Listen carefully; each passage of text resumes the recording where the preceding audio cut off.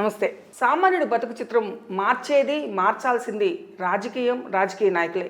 అలాంటి రాజకీయాన్ని అంతర్జాతీయ స్థాయిలో దగ్గరగా అధ్యయనం చేసిన సామాజికవేత్త, రాజకీయవేత్త మనతో ఉన్నారు. శ్రీశైల్ రెడ్డి పంజగుల్ గారితో ఈరోజు మనం మాట్లాడబోతున్నాం. నమస్కారం అండి. నమస్తే రూప గారు. నమస్తే అందరికీ. ప్రస్తుతం రాజకీయం ఎలా ఉంది, ఎలా నడుస్తుందని మీకు అనిపిస్తుంది? రాజకీయము నడిపించేది నిజానికి రాజకీయ నాయకులని అనుకుంటారు, కానీ సమాజమే నడిపిస్తూ ఉంటుంది. ఎల్లకాలము కూడా ఇదే నిజం. మీరు యుగ ధర్మాలు తీసుకుంటే కనుక కృత, త్రేత, ద్వాపర, కలియుగం యుగ ధర్మాలు ఏవైతే అంటారో రాజకీయానికి సంబంధించి కూడా అంతే అవుతుంది. అంటే సామాన్యుడి స్థితిగతులను మార్చాల్సిన రాజకీయ నాయకులు, వాళ్ళ ఆలోచన కానివ్వండి, అది కానీ ఎలా ఉండాలి, అసలు ఎలా ఉంటుంది? రూప గారు, ఇది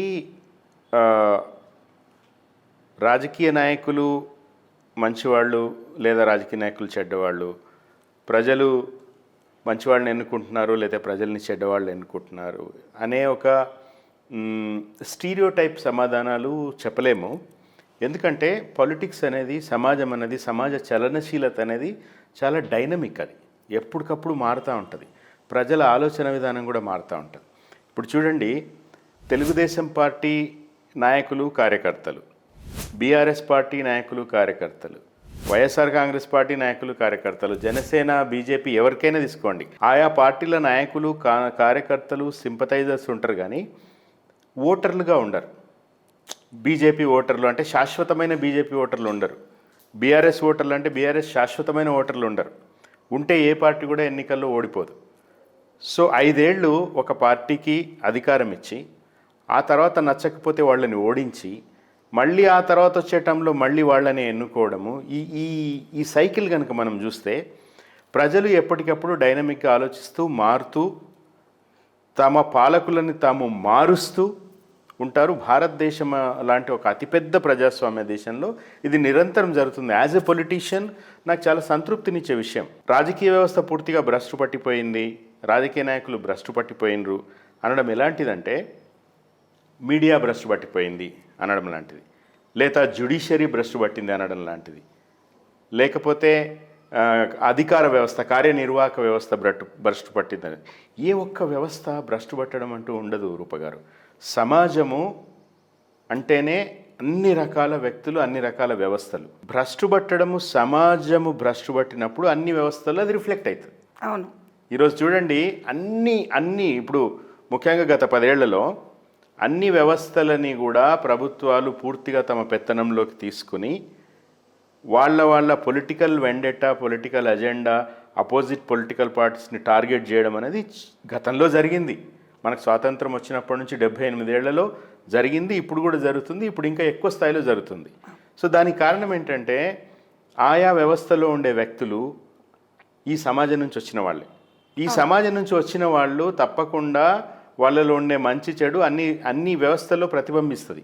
సో స్థూలంగా నేను చెప్పదలుచుకున్నది ఏంటంటే, రాజకీయ వ్యవస్థ పాడైందనో, రాజకీయ నాయకులు పాడైందనో కాదు. కాకపోతే అందరికంటే ఎక్కువ బాధ్యత సమాజం పట్ల రాజకీయ నాయకులకు ఉంటుందనేది మాత్రం నేను ఒప్పుకుంటాను, అందరూ ఒప్పుకోవాల్సింది. అంటే రాజకీయాన్ని మీరు ప్రాంతీయ పార్టీల పరంగా విశ్లేషించారు ఇప్పుడు, కానీ మీరు అంతర్జాతీయ స్థాయిలో పార్టీలతో కానివ్వండి, వాళ్ళతో చాలా దగ్గరగా పనిచేశారు, చాలా అధ్యయనం చేశారు.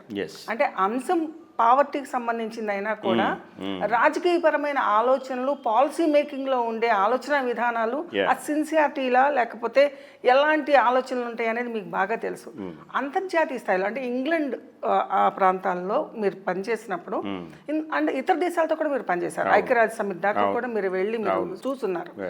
సో మీ పరిశీలన అసలు అక్కడ రాజకీయానికి, ఇక్కడ రాజకీయానికి, అంతర్జాతీయ, జాతీయ స్థాయి రాజకీయాలకి పోలిక. మీరు మంచి పదం ఒకటి వాడారు, పాలసీ మేకింగ్ అనేది. యాక్చువల్గా రాజకీయ నాయకులు చేయాల్సింది పాలసీ మేకింగ్. చట్టసభలు అంటారు కదా, పార్లమెంట్ కానీ, అసెంబ్లీ కానీ, మండలి కానీ. చట్టసభలు ఎందుకు అంటారంటే వాటిని చట్టాలు చేయాలి కాబట్టి. ఈ చట్టాలు చేయడానికి పాలసీ రూపకల్పన, ఆ పాలసీ ఎన్నికలకు ముందు మేనిఫెస్టో ఇవ్వడం కోసమే కాదు, నిరంతరం తమ పార్టీని తాము ఎట్లా కండక్ట్ చేసుకోవాలి, ప్రజల ఆకాంక్షలు, అవసరాల మేరకు తమని తాము ఎట్లా మార్చుకోవాలి అనేది నిరంతరం ప్రతి పొలిటికల్ పార్టీకి కూడా ఒక నాలెడ్జ్ సెంటరు, ఒక పాలసీ మేకింగ్ బాడీ చాలా అవసరం. మన దేశంలో అతి తక్కువ పొలిటికల్ పార్టీస్కి ఆ వ్యవస్థ ఉన్నది. బట్ బయట నేను ఇంగ్లాండ్లో ఒక 8 ఏళ్ళు ఉన్నా ఇంగ్లాండ్లో. ఆ ఉన్నంత కాలం కూడా నేను సరే ఉద్యోగరీత్యా ఐటీ ఉద్యోగం చేసుకుంటూనే మన లోపల మొదటి నుంచి చిన్నప్పటి నుంచి ఈ పౌర హక్కుల ఉద్యమాలు, విరసము లాంటి చోట్ల వాటితో పనిచేయడాలు, ఒక హక్కుల ఉద్యమం నుంచి వచ్చిన వాడిని కాబట్టి ఇంగ్లాండ్లో ఉన్నప్పుడు కూడా నేను పొలిటికల్ పార్టీలో సభ్యత్వం తీసుకున్నా. లిబరల్ డెమోక్రాట్స్ అని అక్కడ ఆ పొలిటికల్ పార్టీలో పనిచేస్తే చాలా కాలం. లిబరల్ డెమోక్రాట్స్ పార్టీ తరపున మేము యూరోపియన్ పార్లమెంట్ బ్రెజిల్లో ఉంటుంది, అది బ్రసెల్స్ అనే సిటీలో ఉంటుంది. అక్కడికి ఒక డెలిగేషన్గా వెళ్ళాం. వర్ధమాన దేశాలు అంటే ఇండియా లాంటి డెవలపింగ్ కంట్రీస్లో పేదరికం ఎట్లా ఉన్నది అనే దాని మీద ఒక ప్రజెంటేషను ప్రిపేర్ చేసిన వాటిలో నాది ప్రధానమైన రోలు. అక్కడ మేము మా డెలిగేషన్ తరపున వెళ్ళి అక్కడ ఇచ్చాం కూడా. దీనికి నేపథ్యం ఏంటంటే మేక్ పావర్టీ హిస్టరీ అని ఒక మూమెంట్ నడిచింది, ప్రపంచవ్యాప్తంగా మూమెంట్ నడిచింది. దానికి వేదిక ఇంగ్లాండ్లో స్కాట్లాండ్లో గ్లెనీగల్స్ అనే చోట జరిగింది. అది అప్పుడు G8 దేశాల ప్రతినిధులు, అంటే మన ప్రధానమంత్రి అప్పటి ప్రధానమంత్రి మన్మోహన్ సింగ్ వచ్చారు, చాలా దేశాల ప్రతినిధులు వచ్చారు. మేము వాళ్ళకి వెళ్ళి డెలిగేషన్ కూడా ఇచ్చాం. మేక్ పావర్టీ హిస్టరీ అంటే ఏంటంటే పేదరికాన్ని చరిత్రలో కలిపేద్దాం, అంటే భవిష్యత్తులో పేదరికం ఉండకూడదు. మన భారతదేశంలో కూడా గరీబీ హటావో అనే నినాదం కూడా బాగా 1969లో ఇందిరాగాంధీ ఇచ్చారు అది. అయితే అన్ఫార్చునేట్లీ గరీబీ హటావో అని కాస్త గరీబోంకో హటావో అని అర్థం చేసుకున్నారు. సో పేదరిక నిర్మూలన బదులు పేదల నిర్మూలన జరుగుతూ ఉన్నది, అది దురదృష్టం. అది మాట్లాడదాం తప్పకుండా. ఈ మేక్ పావర్టీ హిస్టరీ మూమెంట్ దీన్ని మొదలుపెట్టింది పొలిటికల్ పార్టీస్ కాదు. బాబ్ గెల్డాఫ్ అని ఆయన వాగ్గేయకారుడు, ఆయన తర్వాత ఆక్స్ఫామ్ లాంటి చారిటీ వాళ్ళు మొదలు పెడితే మిగతా పొలిటికల్ పార్టీస్ అన్నీ కూడా దానికి కలిసి వచ్చినాయి. This was in 2005.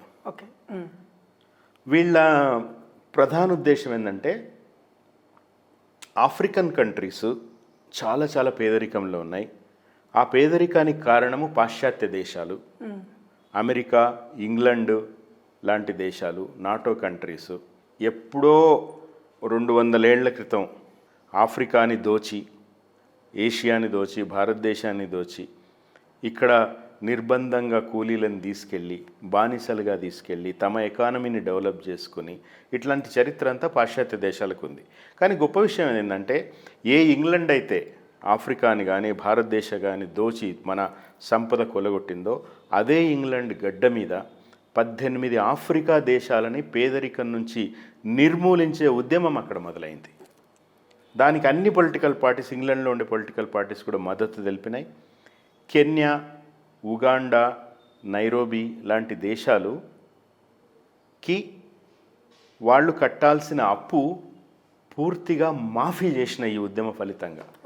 అది జీవితంలో దాంట్లో భాగమైనందుకు ఎప్పుడు తలుచుకున్నా, ఇప్పుడు మీతో మాట్లాడుతుంటే నా వెంట్రుకలు లేచి నిలబడుతుంది. నిజం. ఒక రాజకీయ కార్యకర్తగా ఇంతకంటే గొప్ప ఆనందం ఏముంటుంది? నాకు ఇక్కడ చాలామంది అంటుంటారు, మీరు 2008లో వచ్చారు, మీరు చంద్రబాబు నాయుడు గారితో పనిచేశారు, కోదండరామ్ గారితో పనిచేశారు, రేవంత్ రెడ్డితో పనిచేశారు, కేసీఆర్ గారితో పనిచేశారు, ఇప్పటికీ మీరు ఎమ్మెల్యే కాలేదు, ఎమ్మెల్సీ కాలేదు అని అంటుంటారు. రాజకీయానికి అది చాలా చీప్ నిర్వచనం అనుకుంటా నేను. ఒక ఎమ్మెల్యే కావడం, ఒక ఎమ్మెల్సీ కావడం, ఒక ఎంపీ కావడం, ఈవెన్ ప్రధానమంత్రి కావడం. ఈ దేశం చాలా దేశాలు ఎంతోమంది ప్రధానమంత్రులను, ముఖ్యమంత్రులను చూసింది. ప్రపంచం ఎంతోమంది, అమెరికా ఎంతోమంది ప్రెసిడెంట్స్ని చూసింది. కాకపోతే వాళ్ళు చరిత్ర మీద ఎలాంటి ముద్ర వదిలేసి వెళ్ళారు, ప్రజల జీవితాలని ఎట్లా మార్చారు అనేది చాలా ముఖ్యం. అయితే ఈ మార్పు కోసం అనే దానికి మీ ఆలోచనలో నాకు తెలిసినంత వరకు మీ రాజకీయపరమైన ఇంటెన్షన్స్ మీ మాటల్లో తెలుస్తుంది. అంటే మీరు ఇంగ్లాండ్ వెళ్ళడానికి ముందే మీలో బీజం పడింది. అవును. ఎలా, ఏ వయసు నుంచి మీకు ఆలోచనలు రాజకీయపరంగా, సమాజపరంగా, అసలు మీ ఇంటి వాతావరణం కానీ మీకు సంబంధించిన వివరాలు కొన్ని? మాది తాండూరు, ఇప్పుడు వికారాబాద్ జిల్లా, అప్పుడు రంగారెడ్డి జిల్లా. ఉమ్మడి ఆంధ్రప్రదేశ్లో ఉన్నప్పుడు రంగారెడ్డి, తర్వాత తెలంగాణ వచ్చిన కొత్తలో జిల్లాల పునర్విభజన చేసినప్పుడు మాది వికారాబాద్ జిల్లా అయింది. వికారాబాద్ జిల్లాలో తాండూరు కాన్స్టిట్యున్సీ, మాది మారుమూల ప్రాంతం, మాకు కర్ణాటక బార్డర్ ఉంటుంది. మా ఊళ్ళో 1977, నేను 68లో పుట్టా. 77 వరకు మాకు మా ఊళ్ళో కరెంటు లేదు. ఇంట్లో కరెంటు ఉండకపోవడం కాదు, ఊరికే అసలు విద్యుత్ స్తంభాలు లేవు. 77లో మాకు పవర్ వచ్చింది. చాలా పావర్టీ స్ట్రికెను, వాటర్ లేదు. మాకు అసలు వరి అన్నం అనేది కూడా తెలీదు, ఓన్లీ జొన్నలు కొర్రలు ఇట్లాంటివి తినేవాళ్ళం మేము. సో అంతా పావర్టీ స్ట్రికెన్ ఏరియా మాది. కాకపోతే ఎందుకో ఆ చదువు పట్ల ఎందుకో తెలీదు, మా టీచర్లు కారణం కావచ్చు, సో మనతో ఇన్నేట్గా మనకు ఉండే జిజ్ఞాస కావచ్చు. నాకు 4వ తరగతి 5వ తరగతి నుంచి రేడియో వినడం అలవాటైంది. ఇప్పటికి కూడా నా దగ్గర 2 రేడియోలు ఉంటాయి ఇంట్లో. అసలు నిరంతరం రేడియో మోగుతూనే ఉంటుంది. సో రేడియో ద్వారా నేను వార్తలు, ప్రాంతీయ వార్తలు, జాతీయ వార్తలు, ప్రాంతీయ వార్తలు అంటే అప్పుడు తిరుమల శెట్టి శ్రీరాములు ఇట్లాంటి గొంతు ఇప్పటికీ గుర్తొస్తుంటుంది నాకు. కందుకూరి సూర్యనారాయణ, అద్దంకి మన్నారు, జాతీయ వార్తలు, బీహార్లో క్షామం, 5వ 6వ తరగతిలో బీహార్లో క్షామం అంటే ఈ క్షామం అంటే ఏంటి అనే అట్లా ఆ భాష ప్లస్ తెలుగు సినిమా పాటలు వినడం ద్వారా శ్రీ దేవులపల్లి కృష్ణశాస్త్రి వీళ్ళంతా తెలియడము, ఆ లిటరేచర్ తెలియడం, లిటరేచర్ పట్ల ఇంట్రెస్ట్ పెరగడము. తర్వాత మా పెదనాన్నకి హోటల్ ఉండేది మా దగ్గర, బషీరాబాద్ అని ఆ మండలంలో కేంద్రంలో హోటల్ ఉండేది. ఆయన పేపర్ తెప్పించేవాడు, ఈనాడు తెప్పించేవారు అప్పుడు. సో నేను స్కూల్ కాగానే సాయంత్రం మా పెదనాన్న వాళ్ళ దగ్గరికి వెళ్ళేవాడిని, కాసేపు కూర్చుంటే ఆయన మొత్తం ఆ పేపర్లో మొత్తం ఇట్లా పెన్నుతో మార్క్ చేసేవాడు, అదే నువ్వు చదవాలరా అని. చదువుకున్నారు పెద్దనాన్నగారు అప్పుడు? చదివారు, ఆయన చదువుకున్నారు. మా నాన్న కూడా టీచరే. మా నాన్న టీచరు ప్లస్ వ్యవసాయదారుడు. మా పెద్దనాన్న అప్పుడు ఎన్టీ రామారావు గారు రద్దు చేసేంత వరకు పటేల్ పట్వారీ వ్యవస్థ ఉండేది కదా. మా పెద్దనాన్న పోలీస్ పటేల్. ఎట్లా ఉంటుందంటే పటేల్ పట్వారీ వ్యవస్థ, కర్ణం మున్సబ్ అంటారు ఆంధ్రాలో, మా దగ్గర పటేల్ పట్వారీ తెలంగాణలో. పటేల్ అంటే పోలీస్ వ్యవస్థ అనుకోండి, పట్వారీ అంటే రెవెన్యూ. వాళ్ళు కరణాలు, బ్రాహ్మిన్స్ వాళ్ళు ఉంటారు. పోలీస్ పటేళ్ళు టిపికలీ రెడ్లు ఉంటారు మా సైడు తెలంగాణలో. సో మా పెదనాన్న పోలీస్ పటేల్, మా నాన్న టీచరు. సో మా పెదనాన్న ద్వారా నాకు న్యూస్ పేపర్లు చదవడం అలవాటైంది. పాలిటిక్స్ అప్పటి నుంచే, ఈనాడు చదవడం మొదలుపెట్టినప్పటి నుంచి పాలిటిక్స్ని కీన్గా అబ్జర్వ్ చేయడం. 1982లో నేను అప్పుడు 10th చదువుతున్నాను. ఎన్టీ రామారావు గారు పార్టీ పెట్టి ఆయన తాండూరు ఎన్నికల ప్రచారం కోసం తాండూరు వచ్చారు. మాకు 30 కిలోమీటర్ల దూరం తాండూరు. ఇంట్లో చెప్తే తిడతారని ఇంట్లో చెప్పకుండా, అప్పుడు బస్సు 35 పైసలు ఉండే అనుకుంటా టికెట్. తెల్లారి పరీక్ష, నాకు 10th ఎగ్జామ్, పబ్లిక్ ఎగ్జామ్. అస్సలు బోనివారు అని చెప్పకుండా తాండూరు వెళ్ళి ఎన్టీ రామారావు గారి మీటింగ్ అటెండ్ అయ్యి వచ్చి పరీక్ష రాశాను. సో అట్లా పాలిటిక్స్ మొదటి నుంచి ఇంట్రెస్ట్. సరే 10th అయ్యి ఇంటర్కి హైదరాబాద్ వచ్చిన తర్వాత నాకు పౌర హక్కుల సంఘం వాళ్ళతో పరిచయం ఏర్పడింది. పౌర హక్కుల సంఘంలో పనిచేశాను. అట్లా కొంత లెఫ్ట్ సర్కిల్ ఏర్పడడం, అంటే సమాజం పట్ల ఆసక్తి పెరుగుతుంది లెఫ్ట్ అనేది. అట్లా తర్వాత ఏపీసీఎల్స్లో పనిచేసా, విరసంలో పనిచేసా. విరసం సృజన మ్యాగజైన్కి కవిత్వం కూడా రాసేవాడిని. కవిత్వం అంటే గుర్తొచ్చింది, నేను చదువుకునేప్పుడే 7th-లోనో 8th-లోనో ఒక కవిత రాసి పంపించి ఆల్ ఇండియా రేడియోకి. యువవాణిలో వచ్చింది అది. వాళ్ళకి ఉత్తరం రాశారు వాళ్ళు, మీరే చదవాలనుకుంటే మీరు రావచ్చు అంటే. అప్పుడు ఇంకా చాలా ఉత్సాహంగా మా నాన్న కూడా ఎంకరేజ్ చేసేవాళ్ళు, మీరే వచ్చి చదవాలి. నేను వెళ్ళి రేడియో కేంద్రంలో 7th చదువుతున్నప్పుడు వెళ్ళి ఓ యువత నిద్రబోకు బెదరబోకు అట్లాంటిది ఏదో రాసాం అప్పుడు. సో అట్లా radio and news papers, political awareness, సామాజిక స్పృహ అండ్ చైతన్యం 80sలో చాలా ఎక్కువగా ఉండిందండి. మనకు అందులో తెలంగాణ ప్రాంతంలో నక్సలైట్ ఉద్యమాలు అప్పుడే, నిర్బంధము ఎక్కడైతే ఎక్కువ ఉంటుందో చైతన్యం అక్కడ ఎక్కువ ఉంటుంది ఆబ్వియస్లీ. సో తెలంగాణ చాలా చైతన్యవంతమైన ప్రాంతం అనడానికి కూడా కారణం ఏంటంటే అదే ఇప్పుడు మీరు ఇందాక చెప్పినట్టుగా పావర్టీ నుంచి వచ్చే ఒక ఆగ్రహము, ఆక్రోశము, హక్కుల పట్ల గుర్తింపు, దానికోసం పోరాడము, ఇవన్నీ కూడా తెలంగాణ. మళ్ళీ మన ప్రాంతాలకు రాబోయే ముందు మీ ఇంగ్లాండ్ దగ్గరికి వెళ్దాం. సో మీరు చదువు కోసం వెళ్ళారు, అయితే ఉద్యోగం కోసం వెళ్ళారు? ఉద్యోగం కోసం వెళ్ళా. ఉద్యోగం కోసం వెళ్ళాక మీకు సంబంధించిన అంతర్గత అభిరుచి లేకపోతే ఆసక్తి మీకు రాజకీయాల పట్ల ఉన్నది, లేదంటే నేను అనుకోవడము వ్యవస్థ పైన పరిశీలన మీద ఆసక్తి అనుకుంటున్నాను నేను మీకు. సో ఆ వ్యవస్థ పట్ల ఉన్న పరిశీలన విషయంలో మీరు అక్కడ చూస్తున్నప్పుడు మీరు పావర్టీకి సంబంధించిన పేపర్ని నివేదికని మీరు అధ్యయన నివేదికని సమర్పించారు. ఆ తర్వాత ఏం జరిగింది అసలు? ఆ మేక్ పావర్టీ హిస్టరీది అది సబ్మిట్ చేసిన తర్వాత అది ఎంతో ఒక పెద్ద పనిలో, చాలామంది చేసిన పనిలో మేము చేసింది ఒక చిన్న పాత్ర. మా పార్టీ తరపున, లిబరల్ డెమోక్రాట్స్ పార్టీ తరపున మేము అప్పుడు మాంచెస్టర్లో నార్త్ ఈస్ట్ అంటారు, మా north east member of European parliament Chris Davis అని ఆయన నేతృత్వంలో పోయినాం మేము. క్రిస్ కూడా చాలా ఇంప్రెసివ్గా ఫీల్ అయినారు. పావర్టీ గురించి మేము చాలా విన్నాము, ఇండియాలో పావర్టీ గురించి కూడా విన్నాము, బట్ దాని ఇంట్రికసీస్ యాజ్ అన్ ఇండియన్ మీరు ప్రజెంట్ చేసిన తీరు చాలా బాగుందన్నారు. చాలా అప్రిసియేషన్ కూడా వచ్చింది. పేదరికానికి సంబంధించి ఒకటి ఏంటంటే, నాకు అది నవ్వాలో ఎడాలో తెలియదు కానీ రూప గారు, పేదరికం ఎంత దుర్భరంగా ఉంటుందో అది కెమెరాలో అందంగా కనిపిస్తుంది.